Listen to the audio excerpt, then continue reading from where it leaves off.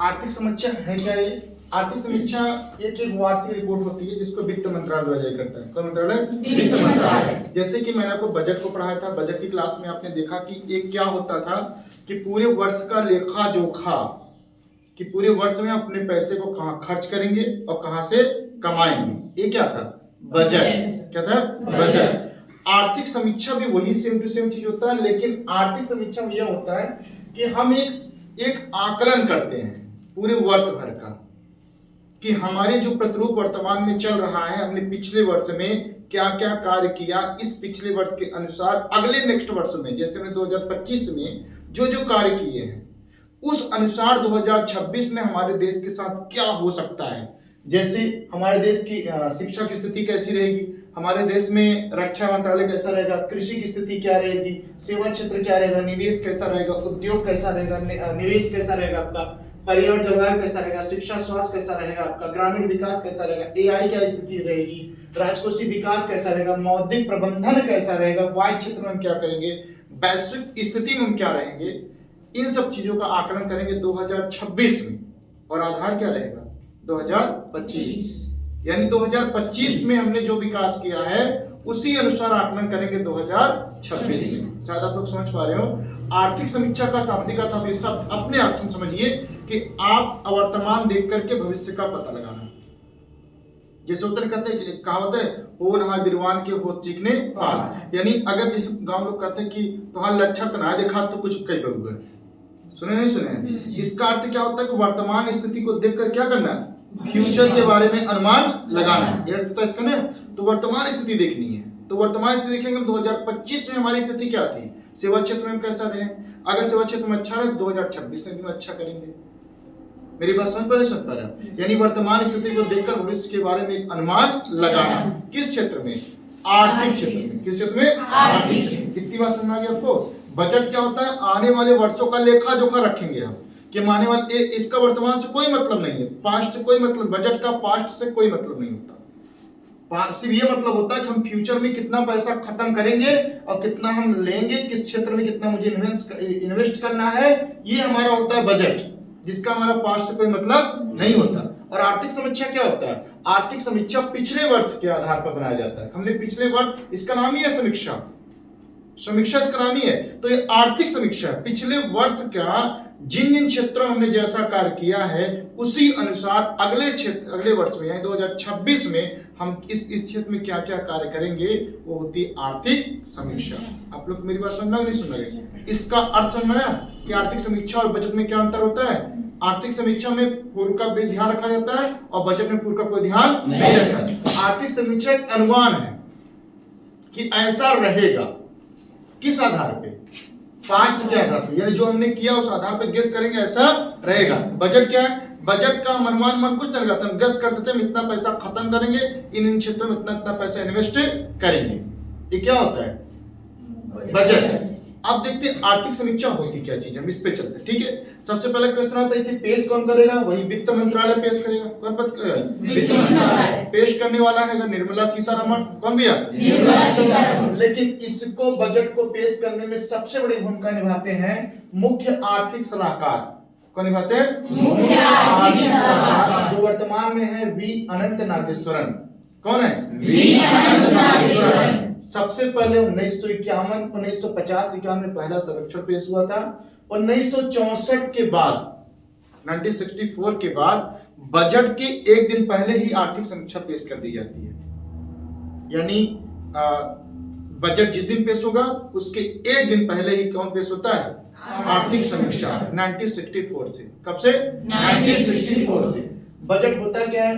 अर्थव्यवस्था से संबंधित प्रमुख चुनौतियां और उनसे निपटने का उल्लेख किया जाता है कि हमने पिछले वर्ष में हमने किन किन क्षेत्रों में कार्य किया है और इस वर्ष उन चीजों से सीख करके पास्ट में जो हमने गलतियां किया या पास्ट में जिस क्षेत्र में काम किया है, जैसे 2025 में हमने किस क्षेत्र में कितना विकास किया, हमने रक्षा क्षेत्र में कितना विकास किया, हमने विनिर्माण क्षेत्र में कितना विकास किया, हम उस चीजों का आकलन करके 2026 में काम करेंगे। तो ये होता है कि अर्थव्यवस्था को देखना किसको है? अर्थव्यवस्था। आर्थिक स्थिति को देखना है। अर्थव्यवस्था से संबंधित प्रमुख चुनौतियों और उनसे निपटने का उल्लेख होता है। ये देश की आर्थिक प्रगति, मैंने बताया था क्या लिखा गया, आर्थिक प्रगति, फ्यूचर का कि वर्तमान का, फ्यूचर का, किस आधार पे, पास्ट के आधार पे, किस आधार पे, पास्ट के आधार पे। तो मैंने देश के आर्थिक प्रगति प्रदर्शन का अंतिम लेखा जोखा यह होता है कि पूरे देश का प्रदर्शन इस वर्ष कैसा रहेगा। क्या ये एक अनुमान होता है, वास्तविकता होती है, अनुमान होता है, क्या होता है, अनुमान होता है।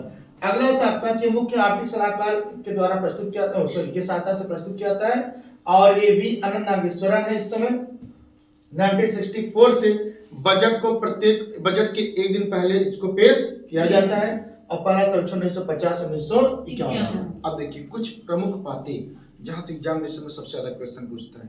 सबसे पहली बात, इस समय हम कैसी अर्थव्यवस्था है, विश्व की चौथी अर्थव्यवस्था। कैसी अर्थव्यवस्था है, चौथी। हमने जापान को पीछे पछाड़ दिया आर्थिक अर्थव्यवस्था के आधार पे। अब हमसे आगे से 3 देश हैं, एक है अमेरिका, एक है चाइना, एक है जर्मनी। चौथे स्थान पे कौन आ गया, भारत। भारत ने किसको पछाड़ा है, जापान। और भारत इस समय विश्व की चौथी अर्थव्यवस्था बनी है, और $4 ट्रिलियन अर्थव्यवस्था की तरफ हम बढ़ रहे हैं। कितने ट्रिलियन डॉलर, 4 ट्रिलियन अर्थव्यवस्था की तरफ हम बढ़ रहे हैं इस समय वर्तमान में। और ये वर्तमान में है क्या, देखिए हम, यद्यपि तो अच्छी बात है कि हमने विश्व की चौथी अर्थव्यवस्था को हमने गेन कर लिया, जापान को पीछे कर दिया हमने, लेकिन ये आर्थिक समीक्षा ये पेश करती है कि इन विकास के साथ साथ कहीं कहीं हम पीछे भी हैं। जैसे हमारे देश की वृद्धि दर बहुत कम है, चौथी अर्थव्यवस्था तो विश्व के हम बन गए, लेकिन जो विकास की दर होनी चाहिए थी हम उस विकास की दर से आगे नहीं बढ़ पा रहे। हमारे देश की आर्थिक विकास दर बहुत ही धीमा है, आर्थिक विकास दर हमारे देश की बहुत धीमा है। हम वैश्विक स्थिरता को प्राप्त कर चुके हैं। अच्छा, वैश्विक स्थिरता प्राप्त करने के पीछे कारण क्या है, छोटी सी आपको कहानी सुनाते हैं आपको हम। देखिए ध्यान से मेरी बात समझिएगा। आप जानते हैं कि वैश्विक स्थिरता का मतलब यह होता है कि अंतर्राष्ट्रीय स्तर पर हम बिल्कुल स्थिर हो चुके हैं। अंतर्राष्ट्रीय स्तर पर व्यापार हमारा कम होता जा रहा है। इसके पीछे कारण क्या है, ध्यान से मेरी बात सुनिएगा, और ये आगे के पॉइंट में बहुत महत्वपूर्ण भूमिका निभाएगा, इसलिए इसको बहुत ही बारीकी ध्यान दीजिएगा। आपने 2020 में कोरोना काल का सामना किया होगा, ठीक। तो कोरोना काल से पहले हमारे यहाँ मेड इन इंडिया चल रहा था। 2014 में शायद इसकी शुरुआत हुआ था, 2014 मेड इन इंडिया शुरुआत किया, तो हमने आत्मनिर्भरता की तरफ बढ़ना शुरू किया। Made in India, her product कहाँ बनेगा, भारत में। ऐसे चाइना, अमेरिका ने भी शुरू कर दिया, make in great in America, उसने अपने यहाँ प्रोडक्ट स्टार्ट कर दिया। 1991 के बाद 2019 तक स्थिति ये रही कि दुनिया उदारीकरण पे चलती रही, लिबरेशन याद है, एलपीजी पद्धति 1991 के बाद ग्लोबलाइजेशन में चलते थे हम, यानी अपने देश की वस्तुएं कहाँ बेचते थे, विदेश में। और हमने प्राइवेटाइजेशन भी स्टार्ट कर दिया था, निजीकरण की भी शुरुआत कर दिया था, यानी हम उदारीकरण की प्रक्रिया पर थे। लेकिन जैसे ही कोरोना काल आया, हम पूरे विश्व की सोच बदल गई, और पूरा विश्व एक चीज पर चलने लगा, आत्मनिर्भरता पर, कि हम सब सेल्फ डिपेंड रहेंगे, आत्मनिर्भर रहेंगे। हर देश आत्मनिर्भरता की तरफ बढ़ने लगा, किधर बढ़ने लगा, आत्मनिर्भरता की तरफ बढ़ने लगा। तो हम बताए तो देखो, यद्यपि हमारी वृद्धि हो रहा था, हम जापान के छोड़कर चौथे अर्थव्यवस्था पहुंच गए, लेकिन मेन पॉइंट अब क्या ध्यान देना है कि हमारे यहाँ जो विकास हो रहा है, वृद्धि दर, उसकी दर कैसी बहुत ही धीमी है। अब इसके पीछे वैश्विक स्थिति में भी हम गड़बड़ होते चले जा रहे हैं। इसके पीछे कारण क्या है, ध्यान से बात सुनिए आप लोग। देखिए 2019 में कोरोना काल आपने 2020 कोरोना काल आपने सब में सामना किया होगा, ठीक, या नहीं किया सब लोग? तो आप उसमें अपने घर पर थे, थे नहीं थे? आपने एक चीज केयर किया, अपने बाजार की चीजें खाना बंद कर दिया था ना। जो चीज खाना था कहाँ बनता था, घर। समोसा खाना हो तो घर बनना, टिकिया खाना घर बनना है, जो भी मार्केट का सामान मिलता था, किसी खाना कहाँ बनता था, तो आपने एक चीज देखा, आप आत्मनिर्भर बन रहे थे, बने आत्मनिर्भर। एक आत्मनिर्भरता से एक नुकसान हो गया। नुकसान क्या हो गया कि जो दुकानदार थे उनकी दुकान धीरे धीरे क्या होने लगा, बंद हो गया। और आपने ये भी देखा होगा कि कोरोना के बाद से बहुत सारे स्कूल बंद हो गए, बहुत सारे कोचिंग्स बंद हो गए, बहुत सारी दुकानें बंद हो गई, बहुत सारा व्यापार बंद हो गया। देखा नहीं देखा, ये कारण आत्मनिर्भरता थी। ये जो हम अपने गांव में देख रहे हैं, जो अपने घर में देख रहे हैं, वही स्थिति अंतर्राष्ट्रीय स्तर पर भी हो गई। जब हम लोगों ने, पूरे विश्व ने देखा कि कोरोना काल का सामना, आनंद बाबू, जब पूरे विश्व ने किया, तो पूरे विश्व को इस चीज का आभास हो गया कि हमें कहीं न कहीं आत्मनिर्भर बनना है। क्या बनना है, आत्मनिर्भर। और उस आत्मनिर्भरता की भूख ने अंतर्राष्ट्रीय स्तर पर व्यापार करना कम कर दिया। जैसे अधिकतर सामान कौन बनाने लगा? भारत। तो भारत जिन सामानों को बनाना चालू कर देगा, क्या वो उन सामानों का आयात विदेशों से करेगा? नहीं करेगा। तो जब धीरे धीरे विदेशों से आयात करना बंद कर देगा, तो जो देश से ये आयात कर रहा था कोई भी सामान, अब वो देश उन्हीं प्रोडक्ट को, किसी भी प्रोडक्ट को भारत से खरीदना बंद करेगा, क्योंकि व्यापार विदेशी रणनीति किस पे चलती है? आयात और निर्यात पे। आपने एफटीए सुना होगा। जब भी कोई देश एक दूसरे से व्यापार करता है, इसी समझौते से व्यापार करता है कि अगर आप हमारे यहाँ से खरीदेंगे तभी हम आपके यहाँ से खरीदेंगे। क्यों? क्योंकि अंतर्राष्ट्रीय स्तर पर व्यापार का महत्व होता है कि हमारे यहाँ से एक वस्तु जाएगी, आपके यहाँ से एक वस्तु आएगी, इससे मुद्रा का विनिमय भी होता रहेगा और सामानों का एक्सचेंज भी होता रहेगा। मेरी बात समझ पा रहे हैं? लेकिन अगर सभी देश अपने यहाँ सब कुछ बनाना चालू कर दे, सब देश, तो दूसरे देशों से खरीदारी खत्म होगी कि शुरू हो जाएगी? खत्म हो जाएगी। तो वैश्विक संबंध धीरे धीरे खत्म हो जाएगा। तो इससे क्या होगा? राजनीतिक स्थिति भी गड़बड़ होने लगती है। तो 2019 के बाद से, कब से? 2019 के बाद से हमने आत्मनिर्भरता की तरफ बढ़ना चालू कर दिया, जिससे हमारा वैश्विक स्थिरता धीरे धीरे वैश्विक जो विकास था वो कम हो गया, वह स्थिर होने लगा। जिसका मुख्य रूप से कारण यह था कि कोरोना के बाद हम लोग आत्मनिर्भरता, हम ही नहीं पूरे विश्व के हर देश आत्मनिर्भरता की तरफ बढ़ने चलना शुरू कर दिए। और दूसरी बात क्या थी कि जो देश छोटे मोटे देश थे वो भी कोरोना की वजह से कुछ ना कुछ अपने यहाँ मटेरियल बनाना शुरू कर दिए, तो जिससे आत्मनिर्भरता की वजह से वैश्विक अंतर्राष्ट्रीय स्तर पर हम क्या करने लगे? व्यापार काम करने, वैश्विक स्थिरता प्राप्त कर ली। अनुसंधान एवं विकास में भी कमी आ गई। हमारे यहाँ रिसर्च हमारे यहाँ 3 क्षेत्र में फिक्स है, हम चौथा क्षेत्र में रिसर्च करते भी नहीं है। अब इससे भी हमारे यहाँ प्रॉब्लम्स होते हैं। जैसे यद्यप हम चौथी अर्थव्यवस्था तो बन गए, लेकिन ये कह रहा है आर्थिक समीक्षा, ये कह रही है कि हमारे यहाँ कमी भी है। कमी है क्या है कि जिस तेजी के साथ हमारे यहाँ जनसंख्या बढ़ रही है, उस तेजी के साथ हमारे वृद्धि दर नहीं हो पा रहा है। दूसरी बात क्या है, अंतर्राष्ट्रीय स्तर पे हम कम होते चले जा रहे हैं। जिन देशों से हमको व्यापार, जैसे देखिए अमेरिका ने भी हमारा टैरिफ बढ़ा 50% टैरिफ कर दिया। अभी हाल की खबर है, आपने सुना होगा, अमेरिका ने व्यापार को 50% टैरिफ हमारे यहाँ कर दिया था। तो हमने भी, भारत ने भी उस समय क्या किया कि जब 50% टैरिफ कर दिया, तो भारत उस समय एक रणनीति सीखी। सब भारत ने ये रणनीति सीखी, किसी एक देश पर पूर्ण रूप से निर्भर रहना गलत होता है। तो तुरंत उसने क्या किया? यूरोपीय संघ से हाथ मिला लिया। तुरंत यूरोपीय संघ से हाथ मिला, न्यूजीलैंड से हाथ मिला लिया। तो यूरोपीय देशों के साथ, एशियाई देशों के साथ भारत ने संबंध बनाना चालू कर दिया। अभी हाल के करंट अफेयर के मुद्दे आपने पढ़े होंगे। एफटीए मतलब फ्री ट्रेड एग्रीमेंट, उसने ईयू के साथ कर लिया। यूरोपियन संघ यानी यूरोपीय देशों के साथ उसने भारत ने व्यापार करना शुरू कर दिया। न्यूजीलैंड के साथ ने व्यापार करना शुरू कर दिया। और जब इन स्थिति को भारत अपना विकल्प ढूंढ लिया कि अगर हम आपके साथ व्यापार नहीं करेंगे तो हम व्यापार कहां कर ले रहे हैं? यूरोपीय संघ में व्यापार कर ले रहे हैं। और जब यूरोपीय संघ में व्यापार कर लेंगे, तो जब ये बात अमेरिका, हमने उत्तरी अमेरिका को छोड़ दिया, दक्षिण अमेरिका को पकड़ लिया। अब जो दक्षिण अमेरिका पकड़ ले, हमारा मटेरियल, हमारा मुख्य मकसद, किसी भी देश का मुख्य मकसद होता है कि उसका व्यापार चले। किसी एक देश से व्यापार चलेगा ये जरूरी नहीं है, सिर्फ हमारे देश का व्यापार चलना चाहिए। यानी अर्थव्यवस्था महत्वपूर्ण है, किसी व्यक्ति से संबंध महत्वपूर्ण नहीं है, क्योंकि अर्थव्यवस्था रहेगी तभी देश चल पाएगा। तो अभी करंट का मुद्दा आपने देखा होगा कि अभी डोनाल्ड ट्रंप ने क्या किया? टैरिफ को कम कर दिया। अभी भी सुनो ना, क्यों कम किया? मुख्य कारण यही था क्योंकि भारत ने अपना विकल्प ढूंढ लिया था। अब देखिए उसके बाद क्या हुआ। हमारे यहाँ रिसर्च क्षेत्र बहुत सीमित क्षेत्र है, हम अनुसंधान में एकदम बिल्कुल ना के बराबर काम कर रहे हैं, विकास में भी एकदम ना के बराबर काम कर रहे हैं। अगर आप रिसर्च देखेंगे तो अभी आपने बजट में देखा कि हमने पूरा का पूरा पैसा फार्मास्यूटिकल क्षेत्र में खत्म कर दिया। बजट में पढ़ा था ना कि हमने क्या स्टार्ट किया? फार्मास्यूटिकल शक्ति, फार्मास्यूटिकल में पावर का इस्तेमाल कर दिया, नया हमने स्टार्ट किया। हम ज्यादा कहाँ खत्म करेंगे?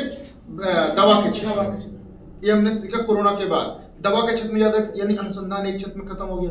अंतरराष्ट्रीय स्तर पर हम काम कर रहे हैं, यानी स्पेस बना रहे हैं, उस पर हम रिसर्च कर रहे हैं। रक्षा क्षेत्र में, डिफेंस में कर रहे हैं। लेकिन आईटी सेक्टर में हम बिल्कुल जीरो पे हैं। मोटर क्षेत्र में बिल्कुल जीरो पे हैं।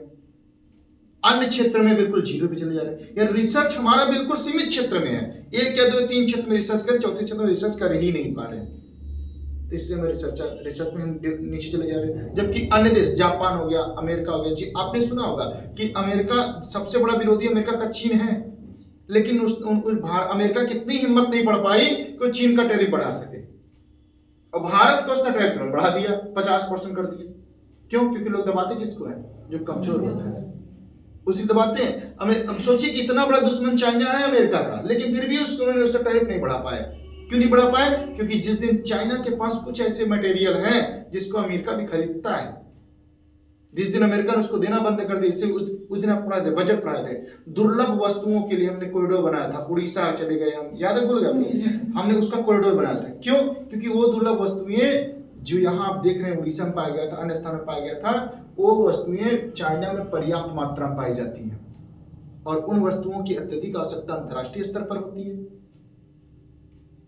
अब उसके बाद क्या हुआ कि अगर छोटे छोटे मटेरियल चाइना बना रहा है, अगर उन छोटे छोटे वस्तुओं को चाइना बना रहा है, अगर उन वस्तुओं को निर्यात नहीं करेगा तो चाइना, अमेरिका भी इसको नहीं पा पाएगा, इसलिए अमेरिका चाइना से पीछे कुछ नहीं करता। तो हमारे यहाँ रिसर्च का विकास बहुत स्लो हो रहा है, अनुसंधान के क्षेत्र में भी हम क्या है, कमी है। यद्यपि हम चौथी अर्थव्यवस्था बन गए, लेकिन हमारे अंदर कमी क्या है, वृद्धि दर हमारे कम है। एग्जाम में प्रश्न बनेगा, वृद्धि दर हमारे यहाँ कम है, विकास कम है, अनुसंधान कम है, और वैश्विक स्थिति में जो व्यापार था वो कम हुआ, बढ़ा है, कम हो रहा है। क्या हो रहा है? कम हो रहा है। इसके पीछे प्रमुख कारण क्या है? और जिससे भारत कम हो रहा है, सबका कम हो रहा है, सबका, क्योंकि मेक इन इंडिया या हम आत्मनिर्भरता की तरफ आगे बढ़ रहे हैं। ठीक है, आत्मनिर्भरता पूर्णता सही नहीं होता, आत्मनिर्भरता पूर्णता सत्य नहीं है, पूर्णता सत्य नहीं है, क्योंकि ये इकोनॉमिक्स का वर्ड है। जैसे हम ही आप हैं, अगर पूर्णता आप ये सोचेंगे नहीं मैं अकेले ही सब कुछ पढ़ लूंगा, तो फिर टीचर्स की क्या आवश्यकता होगी, कोचिंग संस्थान बंद हो जाएंगे। या फिर आप समझिए कि मैं सारी दुकान अपने यहाँ खोल लूंगा, कपड़े की दुकान मेरे यहाँ भी है, और क्या नाम है कि जनरल स्टोर भी मेरे यहाँ है, और राशन की दुकान भी मेरे यहाँ है, तो जरा कल्पना करिए अन्य 3 दुकान वाले क्या करेंगे। अगर सारी दुकानें आपके यहाँ चलना शुरू हो जाएगा तो आप पूर्णतः आत्मनिर्भर बनने के चक्कर में कितना नुकसान करवा रहे हैं आप। तो दोनों का चलता अर्थव्यवस्था का मतलब होता है स्वार्थ का, एक आप हमारे साथ रहेंगे, हम आपके साथ रहेंगे। मेरी बात समझ पड़े सुन। तो अगला पॉइंट आता है, देखिए किसी भी देश का जो विकास देखा जाता है वो पीपीपी, परचेजिंग पावर पैरिटी पे देखा जाता है। किसी भी देश का विकास किस पे देखा जाता है? पीपीपी। पीपीपी फुल फॉर्म क्या होता है? Purchasing power parity. ये होती क्या चीज है, यहां से मेरी बात समझिएगा। जैसे एक तो आप डॉलर की कीमत समझते हैं, डॉलर की कीमत है 98, 40, 97, 40 को डॉलर की कीमत है। एक इसको ऐसे ही समान तरीके से समझिए, एक टोकरी में एक सामान लिया जाता है, ठीक, उस सामान को लेकर के हम अमेरिका गए, उसने हम उस सामान को हमने अमेरिका में बेचा तो हमको डॉलर मिला। क्या मिला? डॉलर। उतना ही सामान कहाँ ले चले आए? इंडिया में बेचे, हमको क्या मिला? रुपया मिला। हम चले गए वही सामान चाइना में बेच दिए, हमको क्या मिला? रेनमिंबी भी मिला। क्या मिला? बांग्लादेश में गए, हमको टका मिल गया। तो हमने 4-5 देश में जितने भी देश में जाकर के उसी सामान, वो टोकरी भर सामान बेच रहे हैं, तो उस टोकरी भर के सामान की कीमत जहां ज्यादा मिलेगा उस देश की पीपीपी ज्यादा है, और जिस देश की कम मिलेगा उस देश की पीपीपी कम है। मेरी बात समझे आप? तो जो वस्तु यही देखा जाता है कि कौन देखा, किस आधार पर देखा जाता है? पीपीपी। इसको क्या होता है? कोई एक ही वस्तु विश्व में अलग अलग देशों में खरीदना और बेचना, यानी छोटी सी कोई वस्तु है उसको आपके देश में देख रहे हैं कितना बिकेगा, आपके देश में देख रहे हैं कितना बिकेगा, हमारे देश में देख कितना बिकेगा, अन्य देश में देखें कितना बिकेगा। जो देश में जितना रेट से बिकता है उसी अनुसार उसका पीपीपी देखा जाता है, और उसी आधार पर आकलन किया जाता है कि कौन सी स्थिति भारत की है। तो पीपीपी के आधार पे भारत तीसरे स्थान पे है। किस स्थान पे है? तीसरे। पहले स्थान पे कौन है? पहले स्थान पे चाइना है, दूसरे स्थान पे अमेरिका है, तीसरे स्थान पे कौन है? भारत। यानी कि खरीदारी, यानी हम बोले परचेस पावर पैरिटी के आधार पे भारत किस स्थान पे है? तीसरे। और विश्व की इकोनॉमिक स्थिति भारत किस स्थान पे है? चौथे स्थान। दोनों बात समझ गई? तो पीपीपी क्या होता है? एक ही वस्तु को अलग अलग देशों में बेचना, उस अनुसार प्राप्त पूंजी या प्राप्त रेट को हम क्या बोलते हैं? पीपीपी। पूरा फुल फॉर्म क्या है?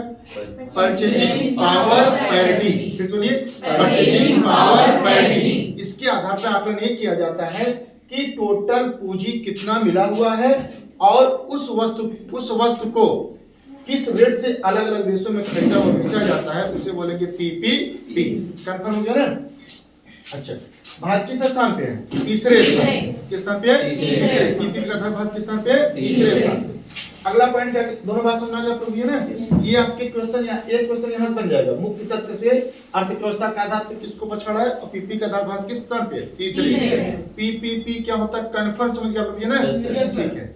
एक पीपी और होता है पब्लिक प्राइवेट पार्टनरशिप, एक ये भी होता है।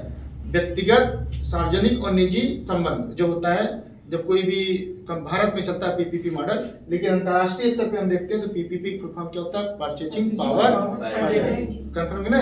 अच्छा, अब चलते हैं कि ये आर्थिक समीक्षा भारत के बारे में क्या बोलती है। ये तो हमने अंतरराष्ट्रीय स्तर पर अपने आप को संबंध देख लिया। अब ये बोलती है कि हम भारत की स्थिति में यहाँ 16 पॉइंट दिए हैं, 16 पॉइंट। इन 16 पॉइंट्स में भारत 16 क्षेत्र में किस किस क्षेत्र में क्या क्या है। तो पहला क्षेत्र क्या है? देखिए, विनिर्माण क्षेत्र में हमने सुधार किया है। विनिर्माण क्षेत्र में सुधार का मतलब यह होता है कि अब हम अधिकतर चीजें खुद बना रहे हैं, हम किसी पर डिपेंडेंस नहीं हो रहे हैं। इसके पीछे कारण क्या है कि देखिए, अपनी ये सरकार अपनी पीठ खुद थपथपा रही है कि देखिए हमने क्या क्या क्षेत्र में अच्छा अच्छा काम किया है। हम विनिर्माण क्षेत्र में अच्छे आ गए। हम विनिर्माण क्षेत्र में अच्छे क्यों आए? हमने कहा कि देखिए हमने 2 स्कीम चलाई थी। एक चलाई थी मेक इन इंडिया। क्या चलाई? Make in India. उस स्कीम से हमारे यहाँ भारत 2014 में स्टार्ट कर दिया तो लोगों ने अपने यहाँ प्रोडक्ट बनाना खुद शुरू कर दिया, जिसकी वजह से हमने विनिर्माण क्षेत्र में कार्य करना शुरू कर दिया। छोटी छोटी बहुत सारी कंपनियां बनना शुरू हो गया। गाजियाबाद हो गया, नोएडा हो गया, अन्य स्थानों पे देख रहे हैं आपकी रोज बरोज एक कंपनी स्टेब्लिशमेंट हो रही है। तो इसके पीछे कारण क्या? Make in India. दूसरा हमने कहा हमने अपने यहाँ पीएलआई चलाया था। क्या चलाया था? PLI, product linked incentive. हमने एक स्कीम चला रखा था, पीएलआई स्कीम। पीएलआई स्कीम रखनी क्या होता बाबू कि अगर कोई कंपनी छोटी व्यापार कर रही है, छोटा व्यापार, जैसे तब हम आपसे ज्यादा टैक्स लेंगे। अब आप ये सोचेंगे ऐसा कैसा नियम है?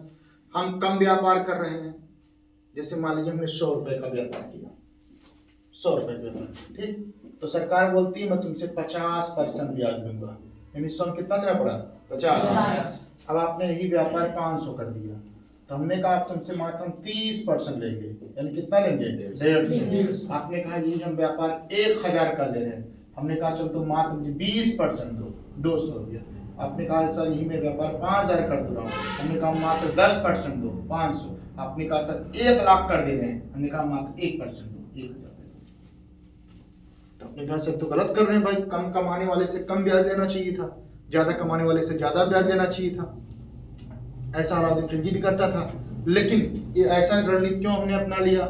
ऐसा रणनीति सिर्फ इसलिए अपनाया जाता है ताकि आपको एक प्रोत्साहन मिले और आप डर बस ज्यादा से ज्यादा पैसा कमाने का प्रयास करें। क्योंकि अगर आपको ये पता चल जाए, जैसे मैंने अभी आप लोगों से कहा बेटा जो क्लास में टॉप करेगा उसकी फीस माफ, लेकिन शर्त ये है टॉप करने मतलब ये नहीं होता कि इसमें सबसे टॉप वाला लड़का 70 नंबर पाए ना। टॉप करने मतलब ये है कि पूरी क्लास का जो लड़का 90 नंबर पाएगा उसकी फीस माफ करूंगा। तब आप किस पर मेहनत करेंगे? सबसे नंबर 1 नंबर पाने का, 90 नंबर पाने का, 90 नंबर पाने का। अब फिर मैंने अगली बार कहा कि अगर जो लड़का 55 नंबर पाएगा उसे क्लास फीस होने के साथ साथ एक रीजनिंग की किताब फ्री। अब आप कितना नंबर लाने का प्रयास करेंगे? 95। मैंने कहा चलो अब की जो लड़का 58 नंबर पाएगा रीजनिंग के साथ साथ मैथ की क्लास फ्री। अब आप क्या करेंगे? मैथ 58 लाने का प्रयास करेंगे। और मैंने कहा जिस दिन आप 100% नंबर ला देंगे उस दिन आपको सारी किताबें फ्री, सारी classes free, form fees free, copy भी फ्री, सब कुछ, पूरी पढ़ाई जिम्मेदारी मेरे ऊपर। तो आप कितना प्रयास करेंगे? 100%। आपने अपनी मेहनत क्यों बढ़ाया? क्योंकि आपको मुझे देना कम पड़ रहा है कि ज्यादा देना पड़ रहा है? जैसे जैसे आपने नंबर ज्यादा पाया वैसे आपको मुझे कम देना पड़ा, ज्यादा देना पड़ा है? कम देना पड़ रहा है। तो ये जितनी भी कंपनियां एस्टेब्लिशमेंट हम करेंगे, लोग व्यापार करने के लिए करेंगे, तो सरकार को टैक्स कम देना चाहेंगे, ज्यादा देना चाहेंगे? कम देना चाहेंगे। सभी चाहते हैं ना कि प्रॉफिट ज्यादा से ज्यादा हमारे पास रहे। तो चूंकि जो भी टैक्स देना पड़ता है प्रॉफिट देना पड़ता है, जो भी टैक्स देंगे किस पर देंगे? प्रॉफिट। ये नहीं कि हमने इनकम जितना की उस पर दे देना, प्रॉफिट देते हैं। तो क्या होता है कि हमने कहा कि 100 रुपए में आप 50% ब्याज दे रहे थे, अब आप 500 कमा 30% ब्याज देंगे। इसे बोला गया पीएलआई, प्रोडक्ट लिंक्ड इंसेंटिव। यानी जितना ज्यादा आप प्रोडक्ट उत्पादन करेंगे उतना आपको हम इंसेंटिव देते चले जाएंगे। ये सरकार की स्कीम थी। तो सरकार ने कहा मेरे इस 2 स्कीमों की वजह से लोगों ने विनिर्माण क्षेत्र में ज्यादा कार्य करना शुरू किया। इसका मतलब यह होता है कि लोगों ने अलग अलग कंपनियां बनाना शुरू कर दिया और आत्मनिर्भरता की तरफ हम बढ़ना शुरू कर दिया। किन किन की वजह से? मेक इन इंडिया और पीएलआई की वजह से। दूसरा हमारे यहाँ एक कार्ड और है विनिर्माण क्षेत्र में, कर्ज भी हमारे यहाँ सस्ता हो गया। आरबीआई ने क्या किया है? रेपो दर होता है, देखो रेपो दर होता है, रिवर्स रेपो दर होता है, बैंक दर होता है, एमएसएफ होता है। ये बैंक का है आपका इकोनॉमिक्स का आरबीआई चैप्टर में पढ़ा दूंगा आपको इसको। तो इसमें आपका बोला बैंक का दर, इसमें आरबीआई ने क्या किया है, रेपो दर 1.25 तक कम कर दिया है। 1.25% 2025 के बाद से लेकर लगातार कम करता चला जा रहा है। और जब लोन सस्ता मिलना शुरू हुआ तो लोग लोन ज्यादा लेंगे कम लेंगे, ज्यादा लेंगे, और ज्यादा लेंगे इससे केयर करिएगा, व्यापार बढ़ेगा। क्यों? अगर बैंक से लोन आसानी के साथ किसी को मिलना शुरू हो जाए तो व्यापार बढ़ने की स्थिति ज्यादा हो जाती है। तो लोन सस्ता हो गया, जिससे विनिर्माण क्षेत्र हमने क्या किया, ज्यादा किया। तो हमारे देश की अर्थव्यवस्था मजबूत हो रही, कमजोर हो रही है, मजबूत हो रही है। जब हर किसी के पास एक रोजगार होगा, हर कोई बिजनेस करना चाहेगा, लेकिन भारत की बड़ी दुर्दशा है। छोटी दुर्दशा क्या है पता आपको? हमारे यहाँ आबादी 140 करोड़ है। कितना है? 140। और टैक्स कितना लोग देते हैं पता है? 9 करोड़। 140 करोड़ की आबादी में मात्र 9 करोड़ लोग टैक्स पेमेंट करते हैं। आप सोच लीजिए कि हम लोग कितने बड़े बेईमान आदमी हैं। और यानी सरकारी आदमी भी पूरा टैक्स पेमेंट नहीं कर रहा है, जो गवर्नमेंट आदमी है। प्राइवेट की बात ही छोड़ दीजिए। तो जब देश में इतना ज्यादा चोरी होगा तो देश कैसे विकास हो? हम यहाँ बैठे बैठे बोल तो देते हैं कि हमारे देश की सरकार कुछ नहीं कर रही है, हमारा देश गड़बड़ हो रहा है। इसके पीछे कार्ड से इतना होता है भैया कि अगर आप अपने काम की ईमानदारी से नहीं करेंगे, टैक्स पेमेंट करना आपकी जिम्मेदारी है या नहीं है? अगर आप टैक्स, आपके यहाँ जो भी खर्चा आता है कि सरकार कैसे छूट आपको देगी? यदि उसे मिलेगा इनकम तभी तो। अब आप बताइए 9% लोग, जो 9 करोड़ लोग दे रहे हैं, 140 में 9, कई परसेंट को लगभग 6.5% होता है, लगभग 6.5%। तो 6.5% बाबू अगर लोग टैक्स पेमेंट कर रहे हैं तो आप कल्पना करिए कि हमारा देश कैसे चल रहा होगा। जबकि 140 में कम से कम देना चाहिए तो 30 से 40 लाख करोड़ को देना ही चाहिए था टैक्स पेमेंट करने, लेकिन कितना पेमेंट, आईटीआर दाखिल लोग नहीं करते।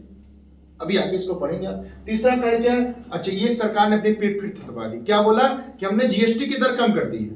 अभी जीएसटी कम हुआ था ना, बढ़ाया कौन था? इन्हीं सरकार। और कम भी कौन किया? इन्हीं सरकार। लाइव इन्हीं सरकार थी, अब कम भी नहीं सरकार की है। अब ये सरकार अपनी प्रशंसा कर रही है। इन्होंने कहा जीएसटी दर हमने कम कर दिया। इस जीएसटी दर को कम करने से हमारा क्या फायदा हुआ कि देश का दोनों वर्ग संतुष्ट हो गया, एक खरीदने वाला भी और एक बेचने वाला भी, दोनों संतुष्ट हैं, जिससे हमारे देश की अर्थव्यवस्था अपने आप बढ़ गई। क्यों? जीएसटी जब खरीदने वाले को कम मिलेगा तो कम देना पड़ेगा, तो कम रेट में बेचेगा, ज्यादा रेट में बेचेगा, कम रेट में। तो जब कम रेट में जनता खरीदेगी तो जनता के पास पैसा बचेगा, नहीं बचेगा? बचेगा। इस तरह जनता संतुष्ट हो गई, और अमीर जो उसको खरीद रहा था उसको भी कम रेट मिल रहा है, तो वो भी संतुष्ट हो गया। इस तरीके से उन्होंने कहा जीएसटी दर कम करने से हमें क्या हुआ? हमारे देश की अर्थव्यवस्था बढ़ी है। एक क्वेश्चन महत्वपूर्ण, 2026-27 में जीडीपी का वृद्धि दर 6.8% से 7.2% रहने का अनुमान है। कितना से? 6.8% से 7.2%। एग्जाम में क्वेश्चन पुटअप होगा आपका कि इसके अनुसार हमारा जीडीपी दर कितना रहेगा? 6.8% से लेकर 7.2%। यद्यपि ये वृद्धि दर हमारी वर्तमान वृद्धि दर से काफी कम है। वर्तमान वृद्धि दर हमारा 7.4% है। कितना है? 7.4%। अच्छा, इसका अर्थ क्या होता है? इसका अर्थ ये समझ लीजिए। इसका अर्थ यह होता है कि अगर 2025 में भारत ने 100 रुपए का जीडीपी कमाया था, कितना कमाया था? 100 रुपए। अब 2026 में भारत इससे 6.8% बढ़ जाएगा, यानी 106.8 से 107.8 के बीच करीब 107.2 के बीच करीब भारत रहेगा। ऐसा एक मतलब मैं तरीके समझा रहा आपको कि जीडीपी वृद्धि होने का मतलब यही होता है कि अगर हमने 100 रुपया कमाया है, अगले में 6% हम बढ़ा देंगे, नया वृद्धि तक। यद्यपि हमने यहाँ कितनी वृद्धि की? 7.4% की वृद्धि की थी 2025 में। कितनी वृद्धि की थी? 7.4। समझ में आ रहा आप लोग को? हमने 2024-2025 जब आया जीडीपी वृद्धि कितनी की? 7.4। लेकिन आगे हम वृद्धि कम क्यों कर पाएंगे? इसके पीछे भी कारण बता रहे हैं। हम आगे कारण कम क्यों कर पाएंगे? क्योंकि मैंने बताया आर्थिक समीक्षा किसी एक चीज की देन नहीं होती, हम पूरा का पूरा आकलन करते हैं देश की हमारी स्थिति क्या होने वाली, और इसी आर्थिक समीक्षा से अंतर्राष्ट्रीय स्तर पर भी देखा जाता है हमारा देश किस अनुसार विकास करेगा। ठीक, बजट तो सिर्फ प्रशंसा की चीज है, सिर्फ प्रशंसा की चीज है। आर्थिक समीक्षा वो देश की वास्तविकता को दिखाता है। और शायद आप लोग आर्थिक समीक्षा पहली बार पढ़ रहे होंगे, थोड़ा सा बोरिंग भी लग रहा होगा, लेकिन समझिए पूरा का पूरा समझ में आ जाएगा। एक एक पॉइंट समझाने की गारंटी हमारी है, और है बहुत टफ है, भाषा की बहुत टफ है, लेकिन सामान्य भाषा समझ में आ रही है आप लोग भैया? एकदम बेफिक्री सब समझा दूंगा। देखिए अब इन्होंने क्या कहा कि हमारे इस बार का कम क्यों रहेगा, क्या का कारण ऐसा है अमित भाई जिसकी वजह से ये कम रहेगा इस बार नीलम? कम क्यों रहेगा स्वतः वो? कम होने किसने सबसे पहले कार्ड किया, जो मैंने बताया, वैश्विक मांग की कमी। वैश्विक मांग की कमी मतलब क्या होता है, अंतरराष्ट्रीय स्तर पर अब वस्तुओं की डिमांड कम हो रही है। अंतरराष्ट्रीय स्तर पर क्यों कम हो रही है? सब हर देश किधर जा रहा है? आत्मनिर्भर। अगर भारत आत्मनिर्भरता की पाठ पढ़ाएगा, क्या चाइना नहीं बढ़ाएगा? वो तो उस तेज है। अमेरिका इससे तेज है, स्लो है। यहाँ तक कि छोटे छोटे देश, साउथ अफ्रीका, केनिया, वियतनाम, वो सब भी आत्मनिर्भरता तक बढ़ रहे हैं। वो जो सामान भारत से खरीद रहे थे, वो कह रहे मुझे नहीं खरीदना है। क्यों? सर मेरे यहाँ खुद ही बन रहा है। तो अगर आपके यहाँ जैसे गांव, सिंपल सी बात है, गांव में दूध का रेट कम क्यों हो गया था बीच में? इसलिए कम हो गया था, हर किसी घर गाय हो गई। पहले एक वर्ग यादव वर्ग दूध को बेचता था, अब हर वर्ग दूध को बेचना शुरू कर दिया। तो जब प्रोडक्ट जब हर किसी घर हो जाएगा, तो वस्तुओं की कीमत कम हो जाएगी, ज्यादा बढ़ेगी। तो एक मांग और पूर्ति का नियम भी पड़ा होगा अपने। आपूर्ति ज्यादा हो जाए और मांग कम हो जाए, तो वस्तु कीमत अपने आप गिर जाएगी। जब आलू खुदाई होता है तो आलू की कीमत बढ़ती घटती है, तो आपूर्ति ज्यादा हो गई उसकी। तो यही नहीं में भी वैश्विक स्थिति में मांग कम हो गई। तो वैश्विक स्थिति में अगर मांग कम हो जाए, तो वस्तु यहाँ ज्यादा निर्यात होगी, कम निर्यात होगी। निर्यात का मतलब भेजना, आयात का मतलब मंगाना। तो जब वैश्विक स्थिति पे मांग कम हो जाएगी, तो वस्तु यहाँ से ज्यादा जाएंगी, कम जाएंगी, कम जाएंगी। तो डिमांड जब कम हो गया, तो हमें डॉलर आना कम हो जाएगा। तो इस स्थिति से हमारी अर्थव्यवस्था क्या हो जाएगी? डाउन। दूसरा क्या है? भू राजनीतिक तनाव। ये सबसे बड़ा कार्ड है। कहते हैं कि वर्तमान इकोनॉमिक्स जो बैठे हुए हैं, अच्छे अच्छे अर्थशास्त्री, वो बेटा जानते क्या सोच रहे हैं? वो ये सोच रहे हैं, जैसे हम आप यहाँ बैठ के राजनीतिक बातें कर रहे हैं, लेकिन जो बड़े बड़े अर्थशास्त्री ये सोच रहे हैं कि कुछ भी स्थिर नहीं है, कुछ स्थिर नहीं है। क्यों? पता नहीं कब अमेरिका हमला कर दे पाकिस्तान पे, पता नहीं कब चाइना हमला कर दे भारत पे, पता नहीं कब यूक्रेन हमला कर दे रूस पे, पता नहीं कब रूस हमला कर दे किसी अन्य देश पर। सब डरे हुए हैं, सब के सब, कि कोई नहीं जानता कि कब कौन सा देश किस पर आक्रमण कर देगा। ये बिल्कुल अस्थिरता आ गई है पूरे के पूरे विश्व में। क्या गई है? अस्थिरता। और इस अस्थिरता की वजह से लोग व्यापार करना धीरे धीरे कम कर रहे हैं, डर रहे हैं। किस अनुसार पूंजी लगाए हम? पता चला हमने यूक्रेन पूंजी लगा दिया। अब यूक्रेन ने पूंजी लगा दी, पता चला जिस दिन ने पूंजी लगा उसी दिन रूस ने बम गिरा दिया। तो गए काम से। भारत में पूंजी लगा दी बाबू, ठीक है, और पता चला अमेरिका ने उसी दिन अपना हाथ खींच लिया कि हम भारत कुछ देंगे ही नहीं। तो पता चला भारत कहानी खत्म।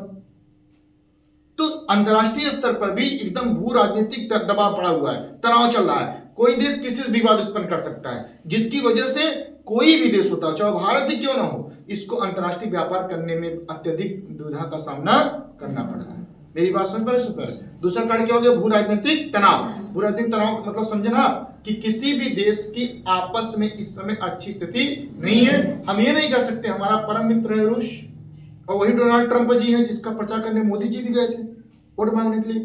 फिर भी डोनाल्ड ट्रंप नाराज होकर 50% टैरिफ कर दिया। तो हम किस बेस पर रवि बाबू ये बोले कि आने वाले फ्यूचर में हमारे देश की राजनीतिक स्थिति बिल्कुल अच्छी रहेगी? तो ये प्रमुख रूप से कार्ड है कि राजनीतिक तनाव भी अत्यधिक ज्यादा है। अगला, अंतरराष्ट्रीय व्यापार में संरक्षणवाद चालू हो गया है। अभी अर्थ समझिए क्या होता है संरक्षणवाद। जब भी मैंने आपको बताया था संरक्षणवाद का अर्थ क्या होता है। संरक्षणवाद का सबसे पहला अर्थ यह होता है कि हम अपना सामान खुद बनाएंगे, हम किसी देश से निर्यात नहीं करेंगे। अपना सामान क्या करेंगे? खुद बनाएंगे। हम किसी देश से आयात नहीं करने वाले। जो सामान मुझे चाहिए हम खुद बना लेंगे। हमें कोयला लेना है, हम खुद बना लेंगे। हमें कोई, अब देखिए सेमीकंडक्टर क्षेत्र में हम काम करने जा रहे हैं ना, सेमीकंडक्टर क्षेत्र में अभी तक हम खरीद रहे थे अमेरिका से, चाइना से। अब हम जिस दिन खरीद अपना बनाना शुरू कर देंगे, खरीदेंगे हम? नहीं खरीदेंगे। तो चाइना भी क्या बोलेगा पता, मैं तुम्हारा माल भी नहीं लूंगा, नहीं लूंगा भाई तुम्हारा माल। ठीक है, आत्मनिर्भर आप बनिए, हम मना नहीं कर रहे हैं, लेकिन तब चाइना क्या खोजेगा? नया देश खोजेगा, वहां व्यापार करने का प्रयास करेगा। जैसे कि भारत खोज रहा है नया देश, कहाँ व्यापार करे। और लोग भारत क्यों आना चाहते हैं? भारत लोग इसलिए आना चाहते हैं क्योंकि यहाँ पे पब्लिक बहुत है, पॉपुलेशन बहुत है, गरीबी भी नीचे है, यहाँ चीजें सस्ती में आसानी के साथ बिक जाती है। चाइना मोबाइल से ज्यादा कहाँ बिकता है? भारत में। चाइना प्रोडक्ट से ज्यादा कहाँ बिक रहा है? भारत में। क्यों बिक रहा है? क्योंकि हम लोग गरीब है और सस्ती चीजें खरीद लेते हैं। तो यहाँ पे तीसरा कार्ड है, अंतर्राष्ट्रीय व्यापार में क्या चल रहा है? संरक्षणवाद। हमने वैश्वीकरण की नीति को धीरे धीरे कम करना शुरू कर दिया। वैश्वीकरण की नीति जो बनी, पहले आपको बताया कि 2019 से पहले हम ये सोचते थे कि हमको एक ऐसा व्यापार करना है, विदेश की कंपनियों को भारत लाना है, विदेश कंपनी। अच्छा, विदेश कंपनी भारत आती क्यों नहीं? एक कारण इसका नहीं बता रहे हैं।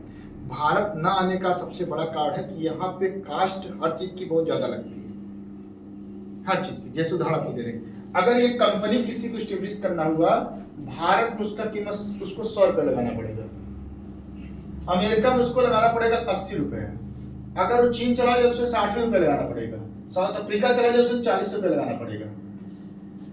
इतना रेट में अंतर आ जाता है। तो कोई कंपनी कहाँ स्टेब्लिशमेंट करना चाहेगी? जहां सस्ता कम है, जहां ज्यादा है, जहां पे लागत कम आएगी। और भारत में हर चीज की लागत ज्यादा होती है, हर चीज की लागत क्यों होती है? क्योंकि भारत में प्रोपेगेंडा बहुत है, यहाँ पे इतना टैक्स पेमेंट करना पड़ता है, यहाँ गुंडा टैक्स भी लग जाता है, कई तरीके से आदमी को झेलना पड़ता है। इसलिए भारत में लोग व्यापार करने से बहुत कतराते हैं। अभी आज आपको उसकी पूरी हिस्ट्री सुनाते हैं आपको, ठीक है? तो अगला था अंतर्राष्ट्रीय व्यापार में क्या चल रहा है? संरक्षणवाद। संरक्षणवाद का मतलब समझ रहा है ना कि हम सारा सामान खुद बनाएंगे, सारा सामान खुद बनाएंगे, एक तो चल रहा है। दूसरा एक चीज और चल रहा है, अब गांव की बातें आपकी बता रहे आपके बीच। पहली चीज तो हम क्या करेंगे, आपके गांव में क्या होता है, चलो ठीक है भैया, हम पहला बात ये करेंगे कि हम खुद ही अपने यहाँ भैंस पाल लेंगे, दूध का उत्पादन खुद ही करेंगे। गंद कम पड़ जाए तब कह भैया, अपने कम पड़ जाए तो अपने हम बड़का भैंस खाइए, मान लो कि कम पड़ जाए तब कन अपने बिरादरी में खाई दो, दूसरे बिरादरी में जाओ। कन मान लो कम पड़ गया तब कन तो अपने गांव में खाई दो, दूसरे गांव थोड़ी जाओ। कहता वो कम पड़ गया तब कन तब सोचा, ये अपने गांव को तो नहीं होता है। ये अंतर्राष्ट्रीय स्तर पे चल रहा है बेटा। पहले प्रोडक्ट हम खुद बनाएंगे, क्या करेंगे? खुद बनाएंगे। अब हमसे कम हो गया ना, अब मान लो अगर हमसे कम हो गया, पहले हम एशियाई देश हैं, पहले हम एशिया से खरीदेंगे, पहले अपने मित्र देश से खरीदेंगे, मित्र देश से जो हमारे एशिया में भी मित्र हैं हमारे, और कुछ दुश्मन है। जैसे पाकिस्तान भी एशिया का ही देश है ना, लेकिन हमारा पक्का दुश्मन है। रूस भी एशिया का देश है ना, हमारा परम मित्र है। चीन भी एशिया का देश है, लेकिन हमारा बैठता उठता नहीं है। तो पहले माल रूस से खरीदेंगे, चाहे भले तीनों ऑप्शन पे है। तो पहले हम किससे खरीदेंगे? अपने मित्र देशों से। फिर मित्र से बचे तब किससे खरीदेंगे? अपने हम एशिया से। अब एशिया से बचे तब किससे खरीदेंगे? यूरोप से, अमेरिका से, दक्षिण अमेरिका से, उत्तरी अमेरिका से, अफ्रीका से, अंटार्कटिका, तब सोचेंगे। तो अगर ये भारत सोच सकता है तो जितने विश्व के अन्य हैं महाद्वीप, वो भी यही सोचते होंगे, बोलो। तो ये अंतर्राष्ट्रीय स्तर पे बात हो चुकी है। जैसे अमेरिका देखो क्या चाहता है। अमेरिका, अभी मैंने बताया था आपको, रूस यूक्रेन का सबसे बड़ा युद्ध कांड एक ये भी था, यूक्रेन संबंध बना रहा था चाइना से। ये बात रूस को बर्दाश्त नहीं हुआ। क्यों? क्योंकि यूक्रेन में दुर्लभ धातुएं बहुत पाई जाती है। उसने मना किया यूक्रेन को, नहीं तुम इससे संबंध मत रखो, हमसे रखो चाहे मत रखो, हमसे मतलब नहीं है, लेकिन इससे नहीं रखना है, नाटो से बिल्कुल नहीं रखना है, दो से बिल्कुल नहीं रखना, हमसे रखो चाहे मत रखो। उसने कहा तुमसे नहीं रखें, हम चाहे जिससे रखें, अगर मेरा तुमसे कट्टी हो गया हम चाहे जिससे मिल ही रखें। तो ये बात रूस को बर्दाश्त नहीं हुआ, उसने कहा ठीक है रखो। तो उसने फिर पूरा तबाह कर दिया। यही बात अमेरिका में हुआ जब उसने भी आक्रमण किया दक्षिण अमेरिकी देशों में, वेनेजुएला में। यही कारण था, उसने बोला कि भाई जब हमसे आप संबंध रखें किसी ने रखने देंगे। तो जब ये बातें स्टार्ट होना चालू था आपस में, तो अंतर्राष्ट्रीय स्तर पर संरक्षणवाद चालू हो गया। क्या चालू हो गया? संरक्षणवाद। तो जब भारत को अच्छा पैसा कब मिलेगा? जब भारत अपने सामान को अमेरिका में बेचेगा, डॉलर उसे लेना है, रेनबिम्बी लेना है, चाइना बेचेगा। तो जब इन देशों ने भारत से व्यापार करना कम कर देंगे, संरक्षणवाद की नीति आ जाएगा, तो वैश्विक अंतर्राष्ट्रीय स्तर व्यापार क्या हो जाएगा? कम। तो मेरी बात सुनिए आप लोग। तो क्या प्रमुख रूप से क्या क्या कारण रहा है? वैश्विक मांग की कमी हो गई। हमारे यहाँ 2026-27 में जीडीपी का कितना वृद्धि होने वाला है? 6.8% से 7.2%। वर्तमान में कितना है? 7.4%। कम हो गए ना हम? कम होने कई कारण है। पहला, वैश्विक मांग की कमी हो गई, भू राजनीतिक तनाव हो गया, अंतर्राष्ट्रीय व्यापार में संरक्षणवाद शुरू हो गया, ठीक है। उसके बाद अगला पॉइंट आता है, देखिए प्रत्येक देश निर्यात तो करना चाहता है, लेकिन आयात कोई नहीं करना चाहता। सब चाहते हैं कि मेरा सामान तुम खरीदो, लेकिन हम तुम्हारा सामान नहीं खरीदेंगे। जैसे कि भारत में चल रहा है इस समय, आपसे रिश्तों में भी चलता है कि देखो भैया तुम हमारा कहना मानोगे, लेकिन हम तुम्हारा कहना ना माने। तभी तकरार होता है तो भैया हम जो बोल रहे सही है, मानो चाहे तुमको मानना पड़ेगा, लेकिन मेरे बात क्यों तुम्हारी बात ना मानो। तो कुछ दिन चलेगा, हमेशा चलेगा? तो वही हर देश कह रहा है, हम तुमको सामान बेचेंगे लेकिन तुम्हारा सामान खरीदेंगे नहीं। तो तब अन्य देश भी क्या सोचता, ठीक है बाबू, अभी हमारे हम तुम्हारे माल ले रहे, लेकिन फिर हम तो ऐसा देश ढूंढेंगे ना जहां हमारा देश जाए भी और हम उससे सामान खरीदे भी, तभी तो रिश्ता चल पाएगा। यानी तो हम ऐसे दोस्त ढूंढने के चक्कर में पड़ेंगे जो हमारी बात सुने भी और अपनी बात सुनाए भी, तभी चल पाता है, नहीं चल पाएगा। तो अब एक तरफी बात नहीं कर सकते हम। तो वैसे ये भी चल रहा है, सारा देश चाहता है कि हम केवल निर्यात करें, हम सामान केवल अपना भेजें और पैसा खूब कमाएं। जैसे भारत के लोग विदेश कमाने चले जा रहे हैं, लेकिन जब वही विदेश का बंदा भारत आ रहा है तो हम उसके साथ अच्छा व्यवहार नहीं कर रहे हैं। तो क्या भारत का बंदा जब विदेश जाएगा वो देश लोग हमारे साथ अच्छा व्यवहार करेंगे? नहीं करेंगे। तो मेरी बात समझ पा रहे हो बेटा? तो वही होता है, हर देश केवल निर्यात करना चाहता है लेकिन आयात करना नहीं चाहता। और अगर हमें देश की अर्थव्यवस्था को बढ़ाना है तो आयात और निर्यात दोनों की मात्रा क्या करना पड़ेगा? पूंजी, श्रम और उत्पादकता में संतुलित सुधार हुआ है। भारत की मध्यम अवधि की संभावित विकास दर को 6.5% से बढ़ाकर लगभग 7% करने का टारगेट रखा गया। संभावित विकास दर कितना रहने का अनुमान है? 7%। 2025 में भारत का S&P एक रेटिंग एजेंसी होती है, उसने क्या बताया कि जो उसने भारत का डेवलप किया, उसने कहा भारत BBB माइनस से बढ़कर BBB में हो गया। यानी भारत S&P की जो रेटिंग जारी करता है, उसने कहा कि भारत की स्थिति अर्थव्यवस्था में धीरे धीरे क्या कर रही है? सुधार कर रही है। ये भारत अपनी पीठ खुद थपथपा रही है भारत सरकार कि देखो हम अच्छा किस किस क्षेत्र में है। तो हमने पहले क्षेत्र में देखा कि आंतरिक ताकतों में विनिर्माण में सुधार हुआ, उसके बाद सस्ता कर्ज हुआ, GST दर हमने कमी की जिसकी वजह से हमारे यहाँ प्रॉफिट ज्यादा हो रहा है। हम अपनी GDP की वृद्धि दर 6.8 से 7.2% करने का लक्ष्य है, वर्तमान में 7.4% है। हम कम आए हैं, कम होने के बहुत सारे कारण थे। उसके बाद फिर मैंने बताया कि क्यों सबसे प्रमुख कारण क्या है कि हम निर्यात को हर कोई देश करना चाहता है लेकिन आयात कोई देश करना नहीं चाह रहा है। हम संभावित माध्यमिक जो विकास है वो 6.5 से 7% करने का लक्ष्य है। और 2025 में S&P की जो रेटिंग आई थी उसमें हमने इंप्रूवमेंट किया था, BBB माइनस से BBB तक हम यहाँ तक पहुंचे हुए हैं। यानी पहली स्थिति तकनीकी में हमने सुधार किया। दूसरा मामला आता है राजकोषीय विकास हमारा कैसा रहेगा? राजकोषीय विकास देखिए ये सबसे महत्वपूर्ण है। आपने उधर देखा था बजट में हम राजकोषीय घाटे पे चल रहे थे, राजकोषीय घाटा था या नहीं था? याद है 4.3% करीब क्या था राजकोषीय GDP का 4.3% रहेगा बजट के अनुसार। ये क्या बोलता है? देखिए ये बोलते हैं राजकोषीय विकास में विश्वसनीय समेकन के माध्यम से स्थिरता। अब देखिए अब क्या करना पड़ेगा, ये मानती है सरकार भी, देखो हम घाटे में चल रहे हैं, ये सरकार भी मान रही है कि हम घाटे में हैं। अब इसको सुधारने के लिए हमें क्या करना पड़ेगा, ये आर्थिक समीक्षा में बता रहे हैं। इन्होंने क्या कहा कि देखिए सरकार ने राजकोषीय घाटे को कम करने के साथ साथ अवसंरचना में उच्च गुणवत्ता वाले व्यय को बढ़ाने पर ध्यान केंद्रित किया है। उच्च गुणवत्ता वाला व्यय क्या होता है? आप अब देख रहे होंगे भारत में बहुत सारी सड़कें बन रही हैं, देख रहे हैं नहीं देख रहे हैं? इसे क्या बोलते हैं पता है? भारत क्या कहता है, एक मैं आपको उदाहरण दे रहा हूँ, ध्यान समझिएगा। देखिए हमारे यहाँ कर्ज खूब बढ़ रहा है, ठीक, हम राजकोषीय घाटे मतलब कर्ज खूब, मैं आपको उदाहरण दे रहा हूँ थोड़ा ठीक है। आपने एक जमीन खरीद लिया, मैंने जमीन खरीदा, ठीक है, तो आपने हमसे कहा सुधा देखिए सर अभी तो आप 10 लाख रुपए कर्जा लिए थे पिछले साल, इस बार आपने 8 लाख रुपए कर्जा लिए। हमने कहा कुछ तो कम हम हैं। बोले यार तुम तो 8 लाख कर्जे में हो ना।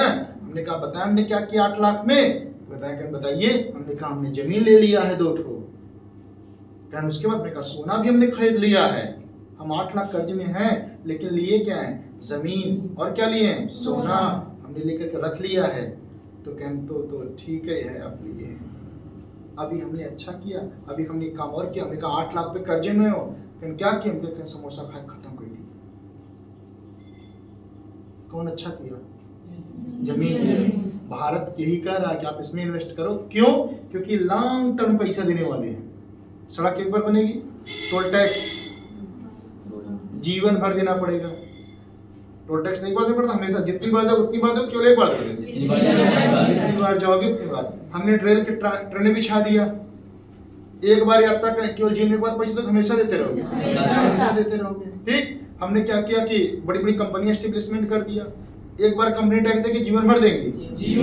तो हम ये कह रहे हैं कि सरकार कह रही है कि हम अपना पैसा लगा रहे, मानते हैं हम घाटे में चल रहे हैं, लेकिन हमने एक नया दिमाग लगाया है। हमने नया दिमाग ये लगाया कि पूरा का पूरा क्षेत्र जो है हम ऐसे में व्यय कर रहे हैं जिससे उच्च गुणवत्ता वाली वस्तुएं आएंगी, यानी हम लंबे टर्म का खेल रहे हैं जिसकी वजह से बाद में पैसा हमारे पास ज्यादा आएगा। दूसरा क्या कर रहे हैं, राजकोषीय घाटा 2025 में जीडीपी का 4.8% था। 2026 में हमने 4.3 या 4.4% करने का लक्ष्य रखा है। कितना रखा है? 4.4%। लेकिन एक बात ये बता रहे हैं, अब ये मानक पे नहीं है, एफआरबी एक रिपोर्ट प्रस्तुत करती है। कौन? एफआरबीएम की एक रिपोर्ट आती है 2003 के अनुसार, वो देश सबसे अच्छा देश माना जाता है जिनका जीडीपी का, जिसका राजकोषीय घाटा जीडीपी का मात्र 3% होता है। कितना होता है? 3%। तो अभी हम इससे बहुत दूर हैं, 4.4%, 4.3% करीब है। तो तब भी कहता भारत का तब कोई बात नहीं है, हम कुछ तो डेवलपमेंट कर रहे हैं। कहां 4.8 थे, कहां 4.4 आ गए। तो हम 2047 तक हमारा टारगेट है विकसित भारत बनने का। कब तक? 2047 तक। तो 2047 तक हम 3% भी प्राप्त कर लेंगे, हम विकसित देशों की श्रेणी में आ जाएंगे। लेकिन एक तरफ ये भी कह रहा है भारत कि देखो भाई साहब, हम सिर्फ निर्यात की तरफ बढ़ावा दे रहे हैं, आयात हम कर नहीं रहे हैं। तो ये भी आगे अभी पढ़ेंगे आप कि देखिए हम निर्यात को भी बढ़ावा देना पड़ेगा। हमें एक ऐसी स्टडी करना पड़ेगा, जैसे मैं आपका उदाहरण दूं तो आपको एक ऐसी स्टडी करनी पड़ेगी, जैसे मैं आपसे कहता हूं बेटा आप रीजनिंग अच्छे से पढ़ लो, मैथ अच्छे से पढ़ लो, जीएस अच्छे से पढ़ लो। ये आपने बजट पढ़ा है आपके सामने, आर्थिक समीक्षा पढ़ा, बेटा इसे अच्छे से पढ़ लो। बोले, आपने बोला सर मैं क्यों अच्छे से पढ़ूं? अब बताइए। मैंने कहा बेटा इसलिए अच्छे से पढ़ो क्योंकि साल भर आप चाहे आईएएस का पेपर दोगे, चाहे पीसीएस का दोगे, चाहे सबसे छोटा पोस्ट रेलवे ग्रुप डी का पेपर दोगे, चाहे आप कहीं पे क्या नाम पुलिस का पेपर दोगे, होमगार्ड का पेपर दोगे, बेटा ये ऐसा सिलेबस है जो हर किसी में आएगा। ये लॉन्ग टर्म का कोर्स है जिसको एक बार पढ़ो और हमेशा चाहे जो एग्जाम दो सब में आना है। ये है लॉन्ग टर्म वाले। तो ये भारत की अर्थव्यवस्था भी कहती है अपनी पूंजी किसमें लगाएंगे? लॉन्ग टर्म वाले। किसमें बेटा? जैसे आपसे मैं कहता हूं बेटा स्टडी का दिमाग किस पे लगाइए? जो ज्यादा चैप्टर आता जो नहीं आता, जो ज्यादा चैप्टर एग्जामिनेशन के क्वेश्चन पुट अप होता है उसको पढ़ो। जो कभी पूछता ही नहीं उसको पढ़ने की कंप्यूटर नहीं, हम पूरी हिस्ट्री पढ़ेंगे, हम करंट पूरा पढ़ेंगे, कौन नहीं छोड़ेंगे चाहे जो हो जाए। वो आता है भी नहीं। अब बताइए एक आध क्वेश्चन पूछ ले तो भी नहीं पूछ रहे। तो ये ऐसे टर्म है, भारत की अर्थव्यवस्था भी बोल रही है कि हमें ऐसे स्थानों पूंजी लगानी है जिन स्थानों पे क्या होता हो, इनकम का स्रोत ज्यादा होगा। तो 4.4% लाने का लक्ष्य। लेकिन एफआरबीएम के अनुसार एक मानक देश, अच्छा देश कौन होता है? जिसका कितना रहता है? 3%। हम अभी तो बहुत ज्यादा नहीं कर पाए, लेकिन टारगेट 2047 तक है, हम 2047 तक पूरा कर लेंगे। अगला आयकर रिटर्न, जो सबसे बड़ी शर्म की बात है। नीलम भैया कितनी तकलीफ की बात है कि देखिए 2022 तक छोटी मात्र 6.9 करोड़ यानी 7 करोड़ लोग इनकम टैक्स दे रहे थे, और 2025 कितने लोग पहुंचे पता है? 9 करोड़। कितना? 9 करोड़। देश की आबादी 140 करोड़। अब आप सोचिए 140 करोड़ में केवल 9 करोड़ दो रहे, यानी 131 करोड़ लोग दे ही नहीं गए। 131 करोड़ नहीं दे रहे। चलो कम से कम 30 करोड़ लोग को तो देना ही चाहिए था। अब सोचिए इन 9% लोगों को आपको सैल्यूट करना चाहिए, क्योंकि इन्हीं के बदौलत हमारा देश चल रहा है। टैक्स से ही तो देश चलता है। अब ये 9% है। जब आप टोल टैक्स पे जाते हो गाड़ी बगल से घुमा लेते हो कि नहीं हमको बगल जाना, देश को पैसा नहीं देना, देश को पैसा नहीं देना। बिजली का बिल आप इस्तेमाल करो, लेकिन बिजली का बिल नहीं दोगे आप। किसका नुकसान कर रहे हैं? देश का। और भी कहेंगे हम देशभक्त हैं। कैसा देशभक्ति? ये छोटे छोटे योगदान भी आपकी देशभक्ति का योगदान देते हैं आपके, क्योंकि ये इससे देश चलता है। जल कर लग रहा है, जल का टैक्स पेमेंट करो। भाई सड़क पे आप चल रहे हैं ना, तो रोड टैक्स दीजिए ना, सरकार ने बनाया नहीं बनवाया आपका। पानी का इस्तेमाल कर रहे हैं ना आप, तो जल कर दीजिए ना। 50% क्या हो जाता है आपका? बिजली का इस्तेमाल कर रहे नहीं कर रहे हैं आप, क्या इसके उत्पादन में हमको पैसा नहीं देना पड़ता क्या? एनटीपीसी लगा रहे हैं हम, बार बार उत्पादन कर रहे हैं, लाखों करोड़ों कर्मचारी इसमें लगे हुए हैं। तो जो लगे हुए हैं उनकी सैलरी कहां से आएगी? आपके टैक्स से तो जाती है। तो आप टैक्स देना नहीं चाहते, आईटीआर दाखिल नहीं कर रहे। कितने लोग आईटीआर दे रहे हैं? मात्र 9 करोड़। कितने बड़ा? 9 करोड़। और देश की आबादी कितनी है? 140। लगभग 6.5% लोग केवल टैक्स पेमेंट कर रहे हैं। कितने परसेंट लोग? 6.5% लोग टैक्स पेमेंट कर रहे हैं, जो कि देश की बहुत ही खराब स्थिति को प्रदर्शित करता है। और इसके बावजूद हम सपना देख रहे हैं विकसित भारत बनेंगे, और जिम्मेदार ठहराते हैं हर चीज की जिम्मेदार योगी और मोदी, हर चीज का जिम्मेदार सरकार। अब हम कितने ईमानदार हैं, गांव की सड़क प्रधान जी ने बनवा दिया, ये सड़क बन गई है, ठीक है। अब आप ये भी केयर करते होंगे कि सड़क बन गई, बीच में कहीं टूट जाती तो आप गाड़ी बगल कर निकल जाओगे, लेकिन कभी कोई इतना भला आदमी नहीं मिलता कुछ गड्ढे को भर दे। कुछ जिम्मेदारी आपकी भी तो है कि नहीं है ना। तो लेकिन अपनी जिम्मेदारी से पूर्णतः दूर है। हर चीज का जिम्मेदार कौन? सरकार। हर चीज जिम्मेदार किसको मानते हैं हम? सरकार। सरकार जिम्मेदार है। यहाँ तक कि शौचालय बनवाए तब आप लैट्रिन करने जाएंगे। तो ये क्या बोलते हैं, हमारे यहाँ अर्थव्यवस्था के गड़बड़ होने का सबसे बड़ा कारण ये है कि हमारे यहाँ लोग क्या नहीं देते थे, टैक्स का पेमेंट नहीं करते, ठीक है। तो आयकर रिटर्न 2022 में 6.9 करोड़ था, 2025 में कितना हो गया? 9.2 करोड़ लोग दे रहे हैं, जो कि आबादी जब कितनी है? 140। राज्य वित्त के बारे में हमने क्या किया? एक और बहुत बड़ा कारण हमारे यहाँ, इसके बारे में सरकार बहुत ज्यादा चिंतित है। सरकार चिंतित क्या है? बोलती है कि जितनी भी राज्य सरकारें हैं ये लोग लुभावन ऑफर देते हैं, फ्री में पैसा बांट रहे हैं, फ्री में। चुनाव आ गया, किसी का 10,000 पहुंच गया, या किसी भी कन्या विद्या कोई भी ऑफर चला दिए कि युवाओं को 500 रुपए, 1,000 रुपए, 10,000 रुपए पर मंथ दिया जाएगा, फ्री में पैसा बांट रहे हैं। इसका बोझ किस पर पड़ता है? सरकार, देश पड़ता है। तो बोलता है जो राज्य के जितने भी राज्य हैं जो अपने यहाँ लोग लुभावन योजनाएं चला रहे हैं, इससे देश की अर्थव्यवस्था क्या हो रही है? बहुत ज्यादा डाउन हो रही है। ये बताना आर्थिक समीक्षा क्या है? अनुमान है, बता रहे हमारे देश में प्रॉब्लम्स क्या क्या है। तो आज आप भी जानेंगे हमारे देश की प्रॉब्लम्स क्या है। तो पहली सबसे समस्या हम खुद जिम्मेदार हैं कि हम टैक्स पेमेंट नहीं कर रहे हैं। दूसरा ये देखिए सरकार जिम्मेदार है। राज्य सरकार क्यों? एक योजना चालू कर दिया कि ले जाओ 5,000 रुपए पर मंथ, हर महिला को 10,000 रुपए मिलेगा। किस लिए दे रहे हो भाई 10,000 हर महिला को? 5,000 रुपए हर महिला को दिया जा रहा है, किस लिए दे रहे हो? जितने भी लोग रोजगार नहीं पा रहे हैं सबको 5,000 देंगे, किस लिए दोगे भाई? किस लिए दोगे बताइए? कह रहे हर बच्चों की स्कॉलरशिप के रूप में सारा पैसा मिलेगा। क्यों मिलेगा? सिर्फ उनको दो जो स्कॉलर है, स्कॉलरशिप का नाम ही स्कॉलर है। सिर्फ उनको बच्चों को जो कॉलेज जाते हो, जो एग्जाम को टॉप करते हो, जो परीक्षा को पास कर रहे हैं। यहाँ तक बच्चा घर नाम लिखवा घर बैठा हुआ है और कभी क्लास नहीं करने जाता, वो सिर्फ स्कॉलरशिप के लिए पढ़ ही रहा था कि हमारा पैसा वापस आ जाएगा, 80,000 रुपए हमको मिल जाएगा, इसलिए बीएड कर रहे हैं। तो ऐसे पैसे को जब फ्री में बांटेंगे तो उसका भाग बोझ किस पे पड़ रहा है? सरकार के द्वारा। जो राज्य के द्वारा जो लोग लुभावन ऑफर दिए जा रहे हैं, सरकार को जांच करना चाहिए इस पर कि वास्तव में ये जा रहा है नहीं जा रहा है। जैसे आवास के लिए पैसा दिया जा रहा है, क्या वास्तव में आवास बन रहा है नहीं बन पा रहा, सारी चीजों की जानकारी करना चाहिए। लोग लुभावना को लेकर के सरकार बहुत ज्यादा चिंतित है। क्लियर अगर आपको? तो देखिए राजकोषीय विकास में क्या देखा आपने कि राजकोषीय घाटा हो रहा था। हमने इस पे क्या किया? उच्च गुणवत्ता वाली चीजें बनाने का प्रयास किया। जो लॉन्ग टर्म का वापस करेंगे, जैसे हमने क्या बनाया? सड़क बनवाना चालू कर दिया, रेलवे पटरी बिछाना चालू कर दिया, एनटीपीसी में हम पैसा खत्म करेंगे, ठीक। दूसरा हमने क्या किया? राजकोषीय घाटा 4.4% लाने का प्रयास किए। मानक कितना होता है? 3%, लेकिन हम लाए कितना? 4.4%। इनकम टैक्स देने वाले कितने लोग हैं? मात्र 9.2 करोड़, यानी लगभग 6.5%। और हम अगली बात से सभी चिंतित ये हैं कि जो राज्य सरकारें हैं वो लोग लुभावने ऑफर दे करके देश की अर्थव्यवस्था गड़बड़ कर रहे हैं। अगला है तीसरा, मौद्रिक प्रबंधन एवं वित्तीय मध्यस्थता। तीसरा देखिए मौद्रिक स्थिति में इसमें क्या अनुमान है? मुद्रास्फीति नियंत्रण में, यानी हमारे यहाँ महंगाई कम है, ऐसा सरकार का मानना है। महंगाई क्या है? कम है। मुद्रास्फीति का मतलब यह होता है, मुद्रास्फीति इतना पैसा ले जाओ और सामान उतना मिले, उसे क्या बोलते हैं? मुद्रास्फीति। मुद्रास्फीति माने फैल जाना। झोला भर के पैसा लेके जाओ, झोला भर बोरिया भर पैसा लेके जाओ और झोला भर के सामान लाओ, उसे क्या बोलते हैं? मुद्रास्फीति। तो मुद्रास्फीति नहीं हमारे यहाँ है, यानी सरकार का कहना यह है कि हमारे यहाँ बहुत ज्यादा महंगाई नहीं है। किस लिए सरकार ऐसा कर रही है? क्योंकि आम जनता के अनुसार महंगाई है। महंगाई इसलिए कह रही सस्ता है क्योंकि जिस अनुसार हमने अंतर्राष्ट्रीय स्तर पर युद्ध देखा, रूस ने यूक्रेन से युद्ध किया, अमेरिका ने वेनेजुएला से युद्ध किया और कई सारे युद्ध, फिर इजराइल का युद्ध चल रहा था।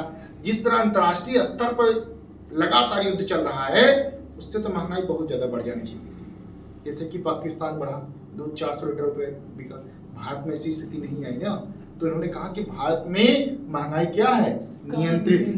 महंगाई क्या है? नियंत्रित। इन्होंने पहली बात कहा। दूसरा ने क्या? घरेलू बचत। घरेलू बचत देखिए अमेरिका में लोग बैंक में पैसा बहुत कम जमा करते हैं, लेकिन भारत में लोग इसमें एक्सपर्ट हैं। भारत लोग बहुत दानी तरीके से बता रहे हैं आपको, दानी है भारत वाले लोग। कहते हैं देखो ये बताएं, सरकार आपसे पैसा लेगी, चाहे सीधा चाहे ले रही सरकार। कहते हैं कि विदेशों देशों में क्या होता है, लोग पैसा अपने पास रखते हैं। जैसे अमेरिका में कोई इस बात का टेंशन बिल्कुल नहीं रखता, सुकन्या खुलवाएंगे तो हमारी बच्ची होगी, उसकी शादी करनी है, सुकन्या अनिवार्य है। यहाँ तो पैदा होती है तो सुकन्या खुलवा लो, नहीं तो पता चले बच्ची की शादी कैसे होगी, ये सोचने लगते हैं। अमेरिका में ऐसा नहीं है। अमेरिका में क्या बोलता है, जो विकसित देश है, बोलते हैं जितना मिले खाओ पियो मस्त रहो, बाकी जो होगा सो देखा जाएगा। तो इससे क्या होता है, जब अपना पैसा खुद पे, हाँ दोनों जरूरी है। अब जब अपना पैसा खुद पे एक्सपेंस करेंगे, क्या उन्होंने अपना पैसा सरकार को दिया, क्या नहीं दिया। भारत में कुछ अलग से रणनीति है। भारत में क्या होता है, भारत में इस समय वर्तमान में 15.5% करीब घरेलू बचत चल रही है। इसका मतलब क्या होता है, इस देश का प्रत्येक व्यक्ति 15 रुपए बचा रहा है, और किसको दे रहा है, सरकार। कैसे, जितने भारत में पैसा कोई बचा कर रखता है, किसमें रखता है, बैंक में। किसमें रखता है, सबके पास खाता होगा, सबके पास खाते का घर में 55 खाता है। मोदी ने कहा जितना खाता उतना अकाउंट नंबर होना चाहिए, उतना मोबाइल नंबर होना चाहिए, उतना आधार कार्ड होना चाहिए। तो घर में हर किसी के पास एक अकाउंट है, एक मोबाइल नंबर, एक आधार कार्ड है। तो सबके अकाउंट में कम से कम 100 रुपया होगा, 15 रुपये, तो कितना रुपये मान रहे, केवल 15 रुपये, कितना मान रहे, 15 रुपये। और किसी अकाउंट में 400, 500, 2000, 10,000 नीचे होगा नहीं। और उस 10,000 रुपये जमा किस में है, बना जमा है यूनियन बैंक में, यूको बैंक में, SBI में, UBI में, इसी में जमा है ना। वो बैंक किसकी है, सरकार की। किसकी, सरकार। अब सरकार की है, सरकार जो पैसों वहां जमा के उसको ले लिए, लगा दिए किसी पूंजी में। अब तुम तो एक फिक्स डिपॉजिट कर रखे हो कि हम निकालेंगे नहीं, बाद में निकालेंगे, अब नहीं निकालेंगे। आप कभी जाके पता कर लीजिए, बैंक में जमा ज्यादा होता है, निकलता कम है। हर किसी बैंक नहीं होता। तो जब जमा ज्यादा होता है, निकलता कम है, जो पैसा बचा हुआ कौन ले रहा है, सरकार। तो कहते हैं इससे देश को फायदा हो रहा है। चाहे जैसे चाहे अनजाने में ही सही देश की मदद कर रहे हैं, लेकिन कर रहे हैं देश की मदद। कैसे, आपकी उस पूंजी से सरकार उसमें अलग अलग योजनाएं चलाएंगी, या किसी को लोन दे देगी आपके पैसे से ही। आपको 1% ब्याज मिलता है, आप बैंक पढ़ाएंगे आपको, तो बैंक क्या करता है, इसमें रिटर्न दर रखता है आपको। ये बोलते हैं इनडेटिव अकाउंट। इससे क्या होता है, मतलब आप डिरेटिव, इसका मतलब क्या होता है, आपके पैसे से ही आप कमाएंगे। जैसे मैंने अपने अकाउंट में 10 लाख रुपए रखा है, सरकार हमको कितना दे रही, 1% ब्याज, 2% ब्याज। और वैसी उसी पैसे को उन्होंने मेरे भाई को लोन दे दिया, उसी पैसे को, कितना, 10 लाख।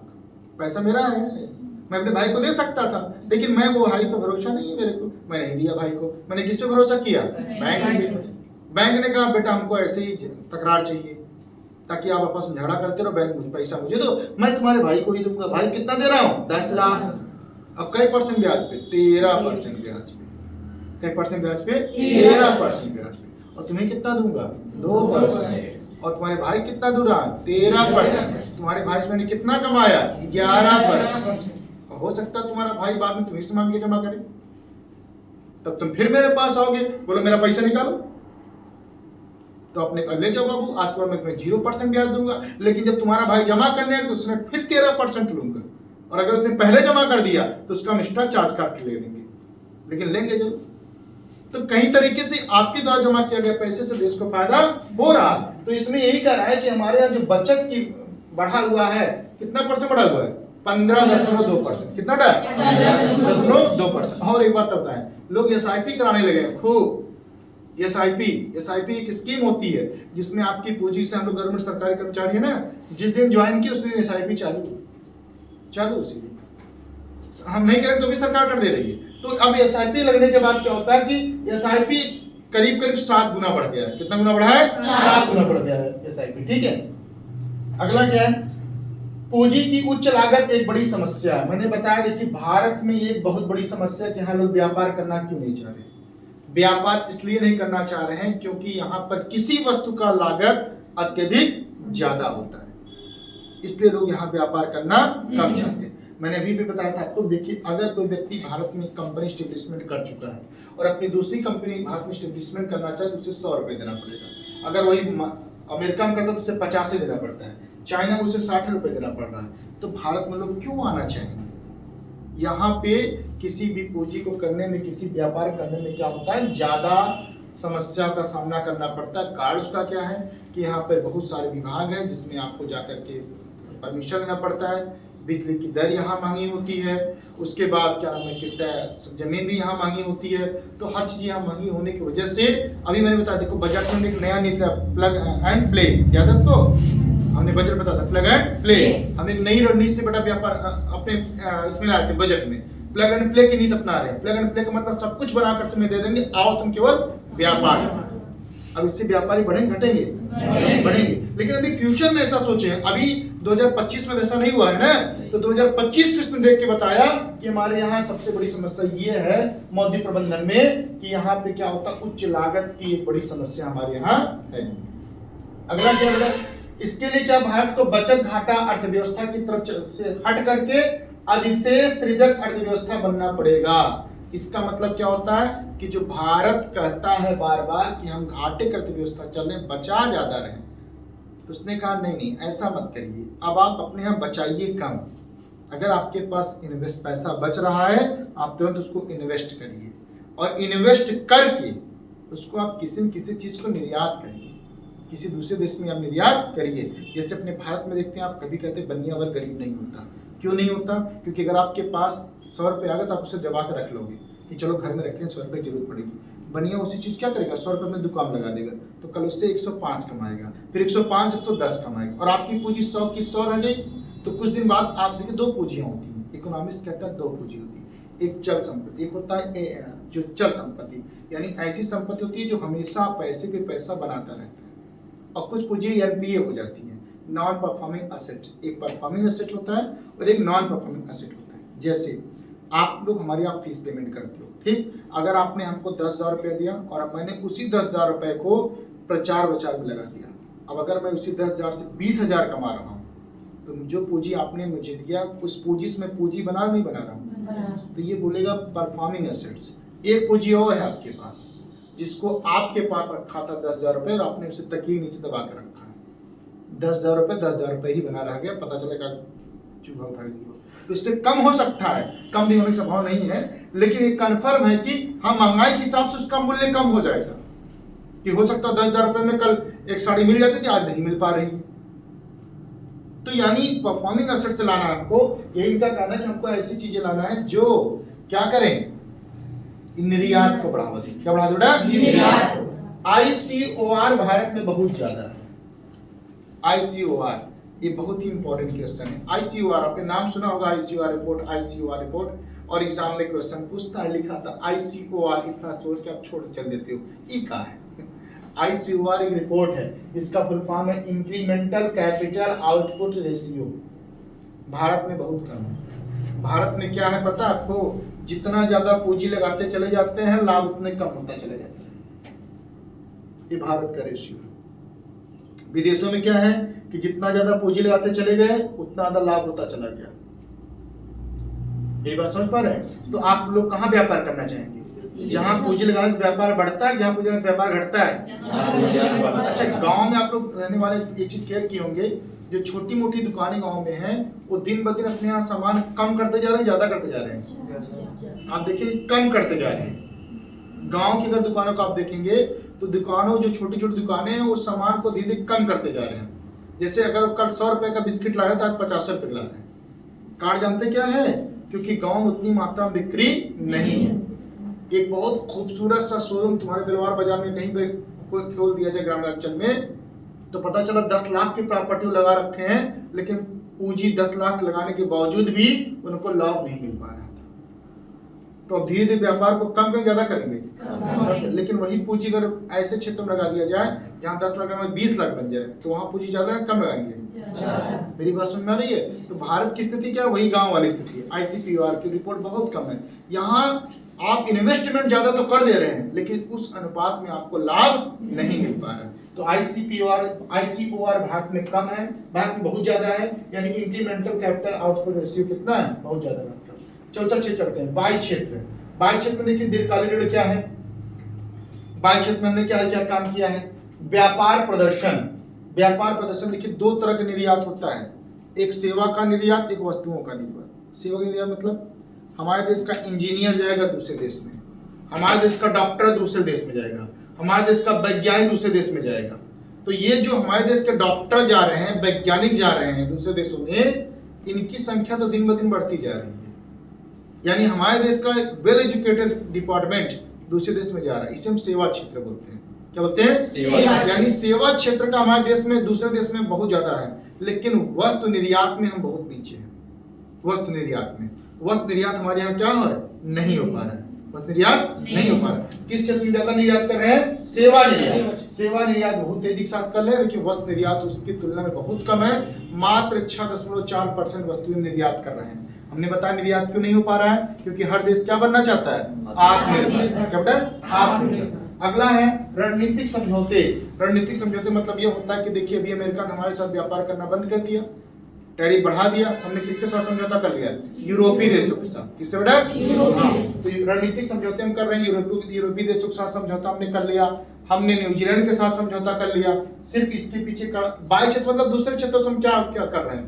दूसरे क्षेत्रों में क्या? दूसरे क्षेत्र में क्या ज्यादा भेजा? सेवा क्षेत्र। हमारे लोग कर्मचारी वहां जा नहीं जा रहे हैं? जा रहे हैं। डॉक्टर हमारे यहाँ से वहां जा रहा है, इंजीनियर हमारे यहाँ से वहां जा रहा है, साइंटिस्ट वहां के कहाँ जा रहे हैं? विदेश में। लेकिन वस्तुएं निर्यात हम नहीं कर पा रहे। हमने मुक्त व्यापार समझौता भारत ने रोका, अमेरिका ने रोका, तो हमने यूरोपीय संघ से व्यापार करना शुरू कर दिया। रुपयों में बड़ी तेजी के साथ गिरावट आ रही है। क्या आ रही है? गिरावट। रुपये गिरावट आ रही नहीं आ रही दिन? उसके सबसे बड़ा कारण है अमेरिका। सबसे बड़ा कारण है अमेरिका। एकदम दबाव दे रखा हर देशों पे कि सामान किससे खरीदना है? मुझसे। तो जिस वस्तु का सामान, जिस देश का सामान ज्यादा जाएगा, उस वस्तु को ज्यादा, उस देश का वस्त्र ज्यादा होगा, तो सब लोग डॉलर खरीदना चाहेंगे, डॉलर लेना चाहेंगे। एक तिकाड़िया, दूसरा भू राजनीतिक दबाव जो ऑलरेडी आपने पढ़ा है कि अमेरिका हर देशों को अपना कब्जा करना चाहता है। तो अमेरिका की वजह से डॉलर लगातार बढ़ता चला जा रहा है और रुपया लगातार क्या हो रहा है? घटता चला जा रहा है। ठीक है, इसमें शायद 98 रुपया हो गया है। ठीक है, 98 चल रहा है इसमें। तो डॉलर कीमत लगातार बढ़ रही है और रुपए की कीमत क्या हो रहा है? कारण बताया ना कि भारत का जो है सबसे प्रमुख कारण कि भारत का राजनीतिक दबाव किसी पे नहीं बना पाता। और अमेरिका क्या कर रहा है? राजनीतिक दबाव बना ले रहा है। जैसे भी प्रेशर देकर नहीं हमारा सामान लेना ही लेना है, और दूसरा कोई हम आप पे अटैक कर देंगे। भाई अमेरिका मजबूत देश तो है। अगला आपका था वैश्विक चुनौतियों और अमेरिका फैक्टर। क्या है बेटा? बताए तभी आपको अमेरिका ने क्या किया भारत पे? 50% टैरिफ उसने बढ़ा दिया। तो हमने भी इसका ऑप्शन खोज लिया। ऑप्शन क्या खोज लिया हमने? यूरोपीय देशों के सामने समझौता कर लिया, न्यूजीलैंड से हमने समझौता कर लिया, वियतनाम से हमने समझौता कर लिया। हम आपके यहाँ सामान देंगे, वो भी फ्री में देंगे, कोई टैक्स नहीं पेमेंट करना है। आप हमारे यहाँ आइए, हम आपके यहाँ व्यापार करने आएंगे, कोई टैक्स पेमेंट नहीं करना। केवल आप हमारे यहाँ सामान दीजिए, सामान कीमत आप ले जाइए, हम आपके यहाँ देंगे, सामान कीमत आप हमको दे दीजिएगा। अब इससे ये हमने ये करना शुरू कर दिया है। ठीक है, ये है वैश्विक चुनौतियां, अमेरिकी फैक्टर। अमेरिका सबको क्या कर रहा है? दबाव बना रहा है कि सामान किससे लो? हमसे। ठीक है, अमेरिका। अगला है कीमतों व मुद्रास्फीति। मुद्रास्फीति नियंत्रित है कि बढ़ी हुई है? इस रिपोर्ट के अनुसार हमारे साथ बढ़ा है, लेकिन रिपोर्ट के अनुसार महंगाई क्या है? नियंत्रित है। किस स्तर पर हम देख रहे हैं? अंतरराष्ट्रीय स्तर से महंगाई क्या है? कंट्रोल पे है। कंफर्म है? महंगाई पर नियंत्रण है। अच्छा, डेडलाइन महंगाई दर 2.8% रहा है। डेडलाइन महंगाई दर कितना रहा है? 2.8%। कितना रहा डेडलाइन महंगाई दर? 2.8%। महंगाई पर नियंत्रण चल रहा है। डेडलाइन महंगाई 2.8% रही है। तो डेडलाइन महंगाई किसे कहते हैं? डेडलाइन महंगाई मतलब ऐसी वस्तुएं होती हैं जिसको हम डेली यूज करते हैं। उन वस्तुओं की कीमत में कितनी परसेंट वृद्धि हुई है? 2.8%। जैसे डेली यूज से हो गया, आलू हो गया, सब्जी हो गया, इन सब का डेली यूज करने, तेल हो गया, पर डे यूज करने वाली जो वस्तुएं हैं उसे डेडलाइन वस्तुएं बोलते हैं। तो डेडलाइन महंगाई, हेडलाइन महंगाई कितनी बढ़ी है? लगभग 2.8%। आरबीआई ने रेपो दर कम किया, अभी बताया कितना कम किया? 1.25 कम किया लगभग। इससे महंगाई कम हो गई है और वस्तुओं का निर्यात, सॉरी, उद्योग धंधे ज्यादा हो गए। अगला आपूर्ति प्रबंधन बढ़ावा हुआ है। देखिए हमारे यहाँ क्या कर रही सरकार, बहुत तेजी के साथ इस पे क्या कर रही है? आलू, टमाटर, प्याज, 3 पर। यहाँ तक हमने ट्रेन चला दिया, प्याज ट्रेन। ट्रेन चलाया हमने, उसका नाम ही क्या है? प्याज ट्रेन। ये केवल प्याज होती है, केवल प्याज। तो आलू, टमाटर, प्याज हमारी जरूरतें हैं, मूलभूत जरूरत है। तो भारत के एक कोने से दूसरे कोने पे आलू, टमाटर, प्याज को ढोने के लिए, ले जाने के लिए हमने ट्रेनें चला दी है, जिससे पूरी भारत में इनकी कीमत बढ़ने ना पाए। चूंकि एक ऐसी वस्तुएं हैं एक ऐसी वस्तु है जो अति आवश्यक वस्तुएं हैं। कैसी वस्तुएं हैं? अति आवश्यक वस्तुएं। चलिए, उसके अगला होता है कृषि और खाद्य प्रबंधन। कृषि और खाद्य प्रबंधन में क्या किया? उत्पादकता, आय एवं सुरक्षा, मतलब ऐसी वस्तुओं का उत्पादन करना चाह रहे हैं हम ऐसी चीजों का प्रयोग करें जिससे हमारा उत्पादकता बढ़े, खेत की उत्पादकता क्या हो? बढ़े। और खाद्य सुरक्षा भी रहे, मतलब कि जिन चीजों का उत्पादन करें उसको आसानी के साथ मार्केट तक पहुंचाया जा सके। फाइनेंशियल ईयर 2026 में कृषि में अर्थव्यवस्था में स्थिरता रही है, जिसके कारण प्रमुख रूप से यह रही सरकार की नीति इसके पीछे जिम्मेदार है। क्यों? कहते हैं कि महंगाई बहुत ज्यादा नहीं बढ़ पाई। क्यों नहीं बढ़ पाई? ये वस्तुओं की कीमत ठीक ठाक मिलती रही। क्यों मिलती रही? क्योंकि सरकार जो है अधिकतर चीजों की एमएसपी डिक्लेयर कर दी है। जैसे सबसे ज्यादा वस्तुओं का एमएसपी डिक्लेयर करने वाला राज्य कौन है? हरियाणा। 24 वस्तुओं की उसने एमएसपी डिक्लेयर कर दिया। मिनिमम सपोर्टिंग प्राइस, यह वो कीमत होती है जिस पे सरकार कहती है कि तुम सामान को बेच दो, मुझे कोई दिक्कत नहीं। जैसे उसने कहा कि हम तुम्हारा गेहूं खरीदेंगे 2400 रुपया कुंतल, यानी 24 रुपया किलो। अगर तुम बनिया को बेचना चाहते हो, किसी को बेचना हो बेचो, तो मुझे कोई दिक्कत नहीं। लेकिन अगर तुम मेरे पास आओगे तो सरकार तुम्हें कितना देगी? 24 रुपए। कितने की? 24 रुपए। बस तुम्हारे पास किसान क्रेडिट कार्ड होना चाहिए, तुम किसान हो, इसका प्रूफ तुम्हारे पास होना चाहिए। हम तुम्हारा सारा सामान खरीद लेंगे और सबसे उच्च रेट में खरीदेंगे, तुम्हारा उच्च रेट में। तो अब सरकार ने ऐसे आलू की कीमत डिक्लेयर कर दिया, प्याज की कीमत डिक्लेयर कर दिया, धान की कीमत डिक्लेयर कर दिया, मसूर की दाल डिक्लेयर कर देगा। तो जिन जिन चीजों का डिक्लेयर करता चला जाता है, इससे एमएसपी ज्यादा होने की वजह से तो जो लोग किसान हैं उनको अपने वस्तुओं की उच्च लागत कीमत मिल जाती है। तो वो उत्पादन ज्यादा करना चाहिए, कम करना चाहिए? ज्यादा उत्पादन करना चाहिए। जैसे अभी बजट में आपने देखा, इस बार हमने बजट में ये देखा था कि हम कैसी वस्तुओं का उत्पादन ज्यादा करेंगे? व्यापारिक वस्तु। किसका? व्यापारिक वस्तु। अगला देखते हैं, खाद्य सब्सिडी से उपभोक्ताओं की वास्तविक क्रय शक्ति बढ़ी है। अब देखिए इससे क्या फायदा होता है? खाद्य सब्सिडी से उपभोक्ताओं की वास्तविक क्रय शक्ति बढ़ी है। खाद्य सब्सिडी का मतलब आप समझ रहेंगे, नहीं समझ पा रहे हैं। देखिए सरकार क्या कहती है? सरकार कहती है कि हमने फ्री में राशन दिया था। राशन फ्री में दिया था? दे नहीं रही सरकार। उसके अतिरिक्त हम सस्ते में राशन दे नहीं दे रहे हैं। तो उन्होंने कहा कि देखिए एक आदमी है जिसके पास 100 रुपया था, अभी तक वो 100 रुपये वो खत्म कर रहा था किस चीज खरीदने में? अपना राशन खरीदने में। हमने उसको ये राशन फ्री में दे दिया, उसके पास कितना बच गया? 100 रुपए।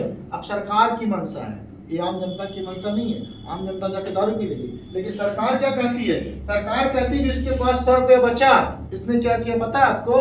इसने इस 100 रुपया से फल खरीदा, इसने इस पैसे से प्रोटीन की वस्तुएं खरीदी और अपने बच्चों की शिक्षा कराई है।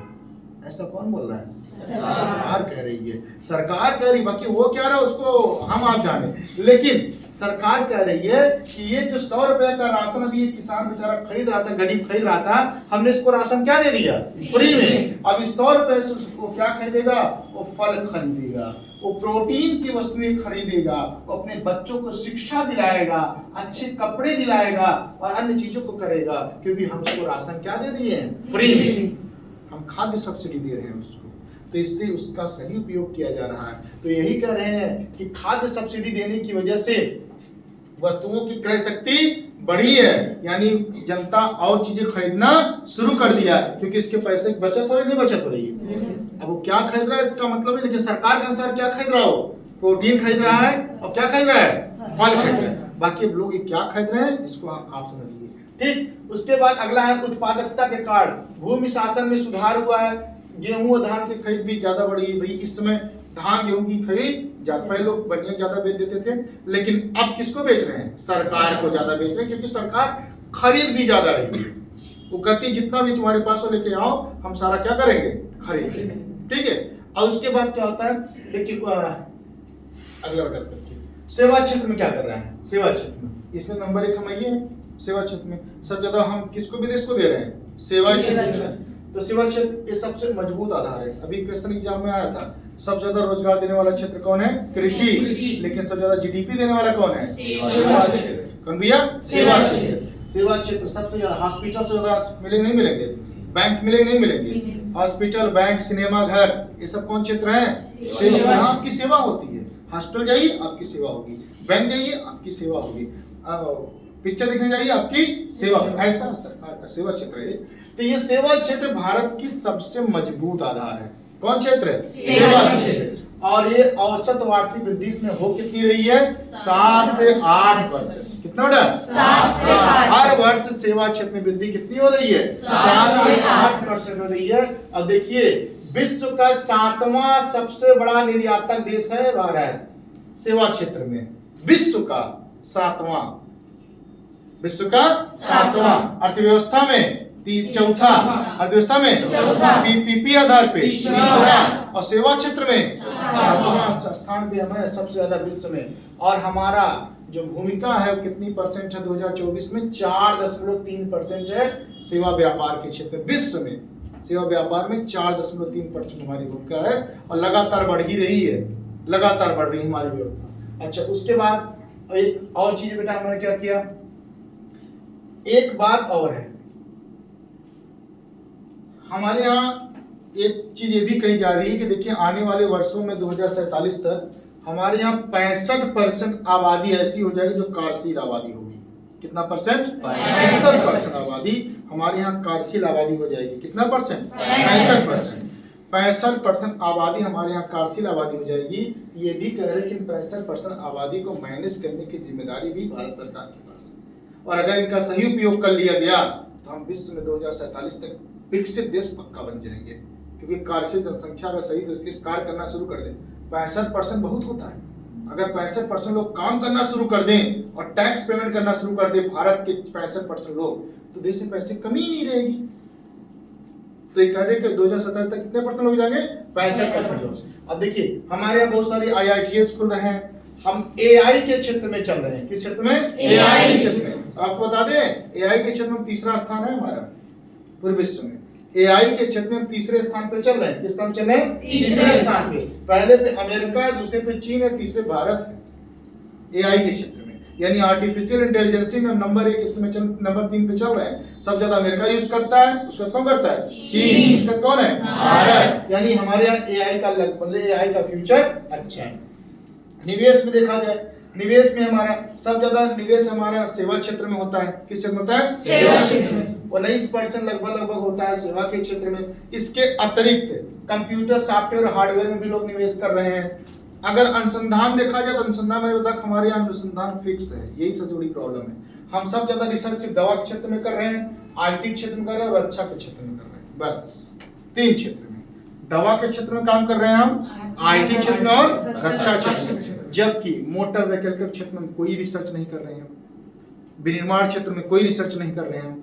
अगर इसमें भी रिसर्च करके नई नई गाड़ियां बनाए, नई नई कंपनियां बनाए तो हमारे देश में रोजगार भी बढ़ेगा और धीरे धीरे ऐसी स्थिति है कि जब हम एक उच्च स्थिति पर हम पहुंच जाएंगे। तो हमारे क्या होगा कि अन्य क्षेत्रों में रिसर्च को बढ़ावा देना चाहिए। ये कह रहा है अगर विकसित भारत बनाना है तो हमें अन्य क्षेत्रों में भी रिसर्च बढ़ाना पड़ेगा। ये हमारी सबसे बड़ी बाधक है कि हम अपना रिसर्च कितने क्षेत्र में सिद्ध कर दिए हैं? 3 क्षेत्र में। एक हम दवा क्षेत्र में ज्यादा काम कर रहे हैं, एक IT क्षेत्र में और एक रक्षा क्षेत्र में। और अभी आपने बजट में भी देखा हम पूरी शक्ति किस में लगा रहे? केवल दवा के क्षेत्र में। देखे नहीं देखे अपने बायोफ्यूटिकल हम फार्म स्थापित कर रहे हैं, उसकी शक्ति स्टार्ट कर रहे हैं हम, लेकिन अन्य क्षेत्रों में काम ही नहीं कर रहे हैं। जबकि विकसित भारत में सबसे बड़ा बाधक यही चीज है। क्या बाधक है बाबू? अनुसंधान का क्षेत्र क्या कर दिए? सीमित। अगला बेटा देखिए 8वां उद्योग। संरचनात्मक परिवर्तन आ रहा है इसमें। अब आप आगे वही पढ़ेंगे जो अभी हमने यहाँ पढ़ा है। देखिए उद्योग के क्षेत्र में क्या हो रहा है कि संरचनात्मक परिवर्तन हो रहा है। 2025-26 में जो बजट प्रस्तुत किया गया है उसमें यही बात बार बार कहा जा रहा है कि हम भारत को एक औद्योगिक क्षेत्र बनाएंगे। पूरे विश्व का औद्योगिक केंद्र हमको भारत को बनाना है। इस जो बजट पेश किया उसमें ये बार बार बात किया जा रहा है कि हम रोजगार के क्षेत्र में न काम करके आत्मनिर्भरता क्षेत्र में काम करेंगे। हम हर किसी व्यक्ति को रोजगार, जैसे हमारे शिक्षा भी ये कहा जा रहा है कि शिक्षा ऐसी बननी चाहिए जो रोजगार परक हो। यानी कक्षा 6 से ही, इसमें लिखा गया इस बार आर्थिक समीक्षा में कि कक्षा 6 से ही बच्चों को व्यवसायिक शिक्षा दो। उन्हें बताओ कि व्यापार कैसे किया जाता है। उन्हें सिखाइए कि अगर मान लीजिए सही बच्चे रोजगार न करने पाए तो कम से कम कुछ बच्चे व्यापार तो कर लें। अब पता चला बच्चा BA MA कर लिया, उसके बाद सोचा मैं क्या था व्यापार बिजनेस शुरू करी, तब तो आधे जीवन सोचने में खत्म कर देगा। अगर वो लेकिन पहले से अगर कक्षा 6, 7, 8 में स्किल्ड रहेगा वो, तो क्या उसको सोचना पड़ेगा किस चीज का बिजनेस करना है? तो आराम से बिजनेस हो कर सकता है, उसे चाहे जॉब मिले चाहे न मिले। लेकिन व्यापार में बहुत ज्यादा हो तब भी दिक्कत है। हर कोई अगर व्यापारी करना शुरू कर देगा फिर खरीदारी कौन करेगा, ज्यादा दुकान खुल जाएगी तो उसको भी दिक्कत है। फिलहाल लेकिन हम ध्यान देंगे स्किल डेवलपमेंट, तो हम इस पर ध्यान दे रहे हैं कि हम क्या करने, एक औद्योगिक केंद्र स्थापित करेंगे। एमएसएमई को खूब बढ़ावा दे रहे हैं हम। एमएसएमई जानिए बेटा, स्मॉल और मध्यम उद्योग, लघु एवं स्मॉल मध्यम, लघु एवं मध्यम उद्योग, इसको खूब बढ़ावा दे रहे हैं हम कि जितना ज्यादा हो सकता हो उतना ज्यादा लघु एवं मध्यम उद्योग को बढ़ावा, छोटे छोटे उद्योग ज्यादा स्थापित की, जैसे डेयरी उद्योग खूब खुल रहा है ना, डेयरी उद्योग खोले, छोटे मोटे लकड़ी के कारखाने खुल जाए, कंप्यूटर सेंटर खोल के बैठ जाओ, सहज जन सेवा केंद्र खोल के बैठ जाओ, मतलब छोटे छोटे, जैसे गुब्बारा बनाने कंपनी डाल लो, गुब्बारा बनाने कंपनी डाल लो, कुछ नहीं सर लकड़ी कोई सामान बनाने कंपनी डाल लो। सरकार इसके लिए खूब पैसा दे रही है, मुद्रा लोन स्टार्ट किया, लखपति दीदी स्टार्ट किया। इस सब योजना का मुख्य मकसद क्या है, छोटे रोजगार को बढ़ावा देना, छोटे रोजगार को बढ़ावा देना। इसके लिए सरकार ने बहुत सारी स्कीम चला रखा, ठीक है। उसके बाद हम क्या अपना जो मशीनरी क्षेत्र में, इलेक्ट्रॉनिक क्षेत्र में भी बहुत ज्यादा कार्य कर रहे हैं। निवेश की बात करें तो ज्यादा पैसा हम किस पे खत्म कर रहे हैं, 3 क्षेत्र में, सड़क, रेलवे, ऊर्जा और ग्रामीण अवसंरचना में निवेश ज्यादा कर रहे हैं, जिसमें हम सबसे ज्यादा पैसा 3 क्षेत्रों में खत्म कर रहे हैं। रक्षा, रेलवे, सड़क परिवहन में 75% पूंजी लगा रहे हैं। किस क्षेत्र में, किस क्षेत्र में, रक्षा, रेलवे और सड़क। अच्छा मैंने बताया था कि इसमें तीनों हम क्यों लगा रहे हैं, क्योंकि तीनों हमें क्या है, लॉन्ग टर्म वाले हैं। क्या अगर सड़क एक बार बन जाएगी तो टैक्स हमेशा देंगे, सिर्फ एक बार देंगे। रेलवे पटरी एक बार बिछ गई तो हमेशा टैक्स देगी, सिर्फ एक बार देगी, हमेशा देगी। रक्षा उपकरण एक बार तो हम विदेशों तक भी निर्यात कर सकते, नहीं कर सकते, तो ये लॉन्ग टर्म है, इसलिए इसमें पैसा खत्म करना जरूरी है। ग्रामीण में संरचना में निवेश कर रहे हैं हम, यानी गांव के लोगों का विकास करने का प्रयास कर रहे हैं हम, इस पर भी निवेश किया जाए, लेकिन जिस अनुपात में होना चाहिए उस अनुपात में नहीं हो पा रहा है। जिस अनुपात में गांव में विकास होना चाहिए उस अनुपात में विकास नहीं हो पा। अगला है अंतरिक्ष। देखिए अंतरिक्ष क्षेत्र में हमने एक काम और कर लिया बेटा, ये महत्वपूर्ण क्वेश्चन है। अभी अमेरिका ही था जो प्राइवेट संस्थान को दे रखा था अंतरिक्ष क्षेत्र में काम करने के लिए, स्पेस एक्स, याद है, अमेरिका की संस्था थी, प्राइवेट संस्था थी, एलन मस्क, तो उनका कंपनी थी ना, हाँ, तो स्पेस एक्स उनका है कि उन्होंने देखा कि प्राइवेट संस्था है जो कि लोगों को ले जाए अंतरिक्ष तक। भारत में भी 2 प्राइवेट संस्थाएं आ गई, 2 भारत में कौन कौन आई है, एक का नाम है स्काई रूट, एक का नाम है अग्निकुल कॉस्मॉस, 2 आ गई। अब इससे क्या होगा, इससे यह होगा जब प्राइवेट सेक्टर वाले इसमें आ जाएंगे, इसमें निवेश की मात्रा ज्यादा बढ़ेगी, स्पेस पे काम करने का ज्यादा प्रयास करेंगे, क्योंकि इनको इनकम चाहिए, तो स्पेस अंतरिक्ष लेवल पे काम करने का ज्यादा प्रयास करेंगे। यानी भारत में भी स्पेस टेक्नोलॉजी में हमने प्राइवेटाइजेशन को बढ़ावा दे रखा है। कौन कौन आएंगे, स्काई रूट और अग्निकुल, कौन दिया, स्काई रूट और अग्निकुल। अगला आपका पॉइंट आता है पर्यावरण के क्षेत्र में हम क्या कर रहे हैं, पर्यावरण जलवायु परिवर्तन में क्या कर रहे हैं। देखिए इसके अनुसार क्या होता है, एक बात, एक लाइन यहाँ पे सिद्ध होती है इस आर्थिक समीक्षा से, मेरी बात ध्यान सुनिएगा, ये पीसीएस का मेंस का क्वेश्चन बन सकता है आपका। लाइन कौन सिद्ध होती है, विकास स्वयं में जलवायु अनुकूलन का सबसे प्रभावी रूप है। विकास स्वयं में जलवायु परिवर्तन का सबसे अनुकूलतम रूप है। अब इसको आप कैसे प्रैक्टिकल समझिए, मैं बताता हूँ आपको। देखिए हम ये चाहते हैं कि हमारे यहाँ जो विकास हो अनुकूल विकास हो। अनुकूलन एक चैप्टर अपने बायोलॉजी में पढ़ा होगा कि नहीं पढ़ाते, अनुकूलन एक चैप्टर है। अनुकूलन वो होता है जिसमें बदलाव के साथ साथ यदि व्यक्ति अपने अंदर भी उसी अनुसार ढाल लेता है तो उसे अनुकूलन कहा जाता है। सामान्य भाषा में समझते हैं भैया वो अपने आप के ढाल लिए, उसे अनुकूल होना कहते हैं। क्या बोलते हैं, अनुकूल होना। जैसे शुरू में ठंडी खूब पड़ती है तो खूब टेढ़ा कराते हैं, उसके बाद धीरे धीरे आपका शरीर मैनेज कर लेता है ना, तो फिर धीरे लगता है ठंडी उतना पड़े तो शरीर पर असर नहीं पड़ता, पता नहीं होता। जब एक बार गर्मी स्टार्ट हो तो खूब गर्मी लगती है, लेकिन बाद में शरीर मैनेज कर लेता है, हाँ ठीक उतनी गर्मी क्या करेंगे हम बर्दाश्त करें, पता नहीं होता ऐसे। तो वैसे अनुकूलन करते हैं। तो इन्होंने यह कहा कि जो विकास हो वो अनुकूलन के हिसाब से, किस हिसाब से हो, अनुकूलन। अब जरा इसको समझिए, इसके कहने का अर्थ क्या है। इसका कहने का अर्थ इसमें यह लिखा है विकास स्वयं अनुकूलन को मैनेज कर लेती है, पर्यावरण विकास स्वयं में जलवायु अनुकूलन का सबसे प्रभावी रूप है।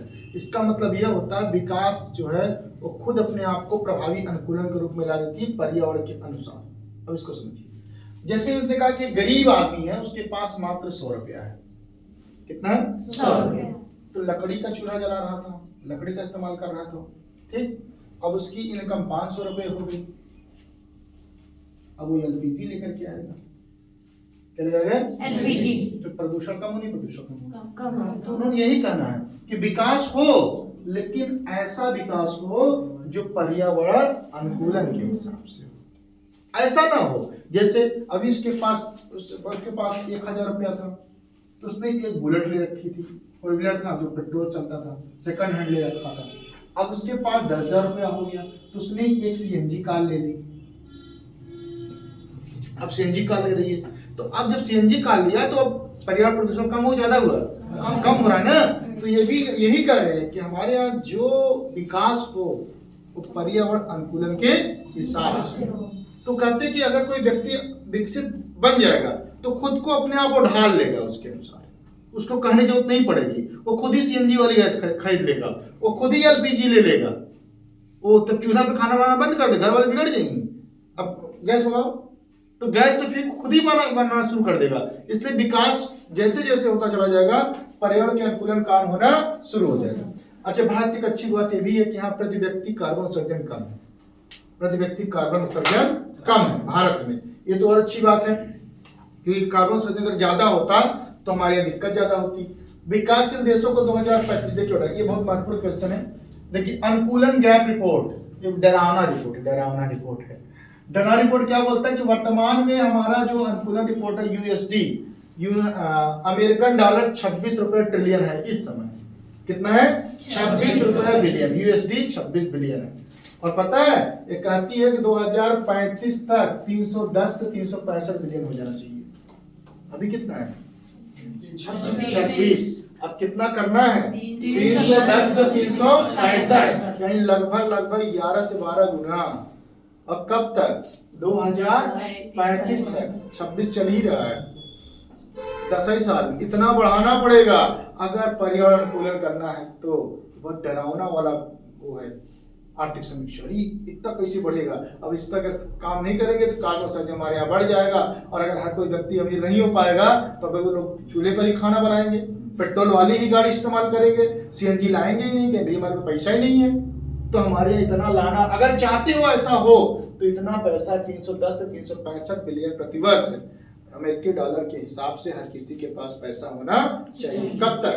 2035। अभी कितना है? मात्र 26। अब देखिए अपने पूरे के पूरे पैसे का हम मात्र 5.6% खत्म करते हैं क्लाइमेट वाले मामले पे। कितना परसेंट? 5.6%, मात्र 5.6% हम क्लाइमेट के मामले में खत्म कर रहे हैं, बाकी पैसा नहीं। अब अंतिम पॉइंट चलता है, ग्राहक पॉइंट, शिक्षा और स्वास्थ्य पर। ये सब आपने पढ़ चुका। शिक्षा और स्वास्थ्य सबसे जो इसमें जो आंकड़ा पेश किया, एक आंकड़ा तो आपने देखा, आप डर गए। कौन सा? कि हम केवल मात्र 9 करोड़ लोग क्या कर रहे हैं? इनकम टैक्स ले रहे हैं। डरावना था नहीं था?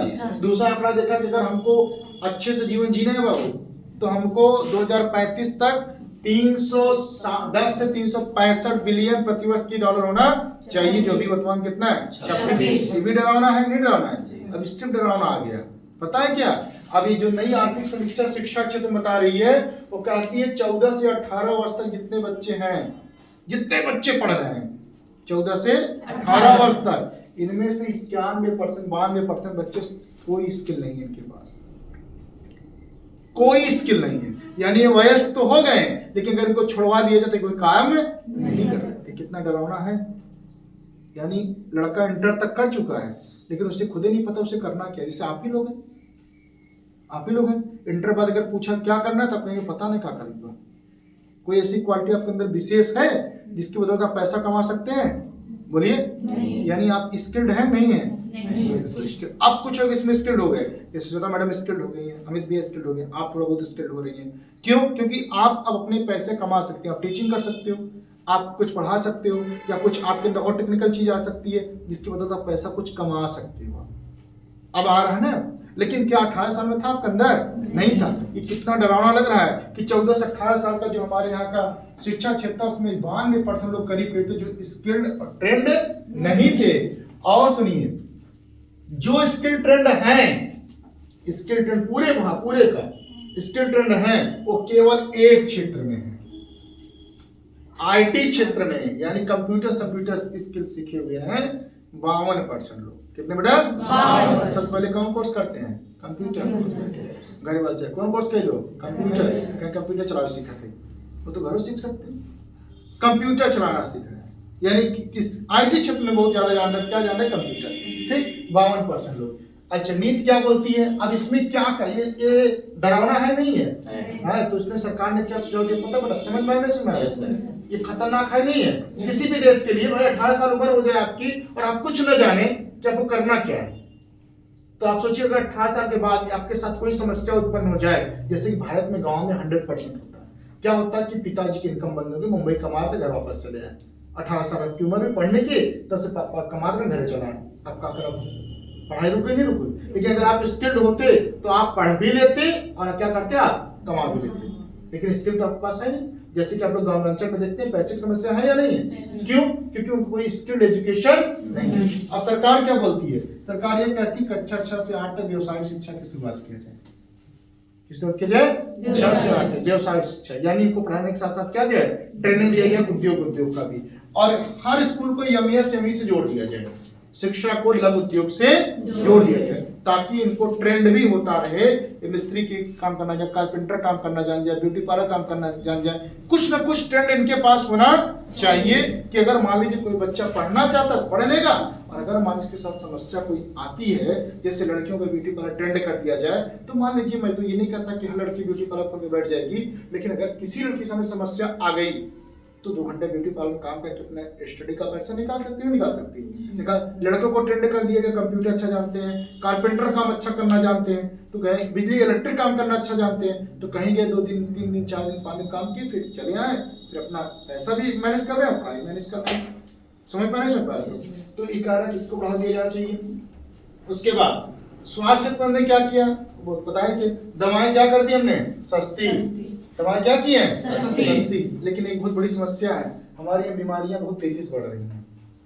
दवाएं हमने सस्ती कर दिया है, लेकिन हमारे यहाँ सबसे बड़ा आंकड़ा ये बताता है कि बीमारियां बहुत तेजी के साथ बढ़ रही हैं। अगला आपका है रोजगार के क्षेत्र में हमने क्या काम किया है कि हमारी 65% आबादी कार्यशील है। कितनी परसेंट आबादी? 65%। अगर इसको हम स्किल्ड कर दें तो हमारे देश का विकास हो सकता है। ये आंकड़ा कर ले, 65% स्किल्ड है।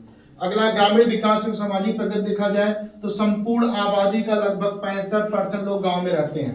कितने परसेंट रहते हैं? 65%। इसीलिए अगर किसी भी देश का विकास करना होगा तो उस गांव का विकास करना जरूरी हो जाएगा, क्योंकि भारत की कितनी आबादी रहती है? 65%। इसलिए अगर 65% आबादी विकास करेगी तभी देश विकास कर सकता है। गरीबी में धीरे धीरे कमी आई है, कई सारी योजनाएं चलाई गई हैं जिसकी वजह से गरीबी में धीरे क्या हुआ? कमी आया है। उसके बाद स्वच्छता में लगातार वृद्धि हो रही, भाई स्वच्छ भारत अभियान चलाया गया था, स्वच्छता में लगातार गांव वृद्धि हो रही है।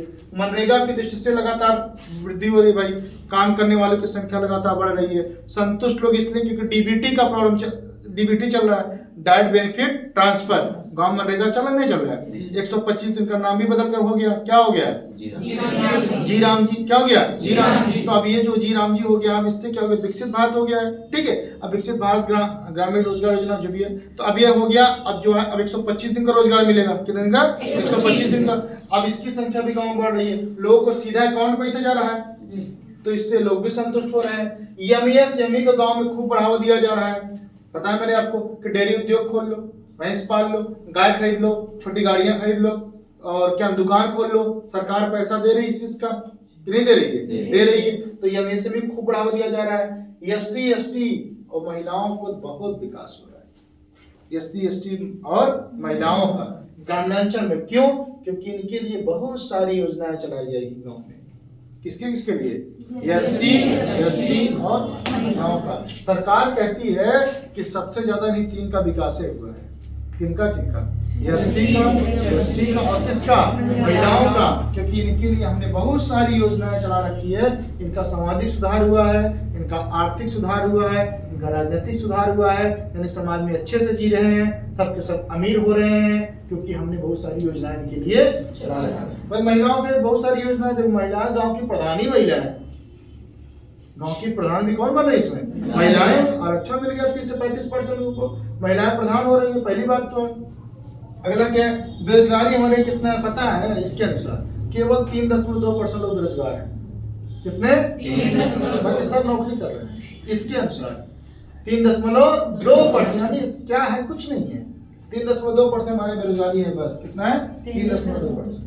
अगला है एआई के क्षेत्र में हम कैसे स्थान पे हैं, तीसरे स्थान। पहले स्थान पे अमेरिका, दूसरे पे चीन, तीसरे पे भारत। अब देखिए बहुत बड़ी हमारे शर्म की बात है कि 24 करोड़ की आबादी में हम मात्र 9 करोड़ लोग ऐसे हैं जो क्या देते हैं, टैक्स देते हैं।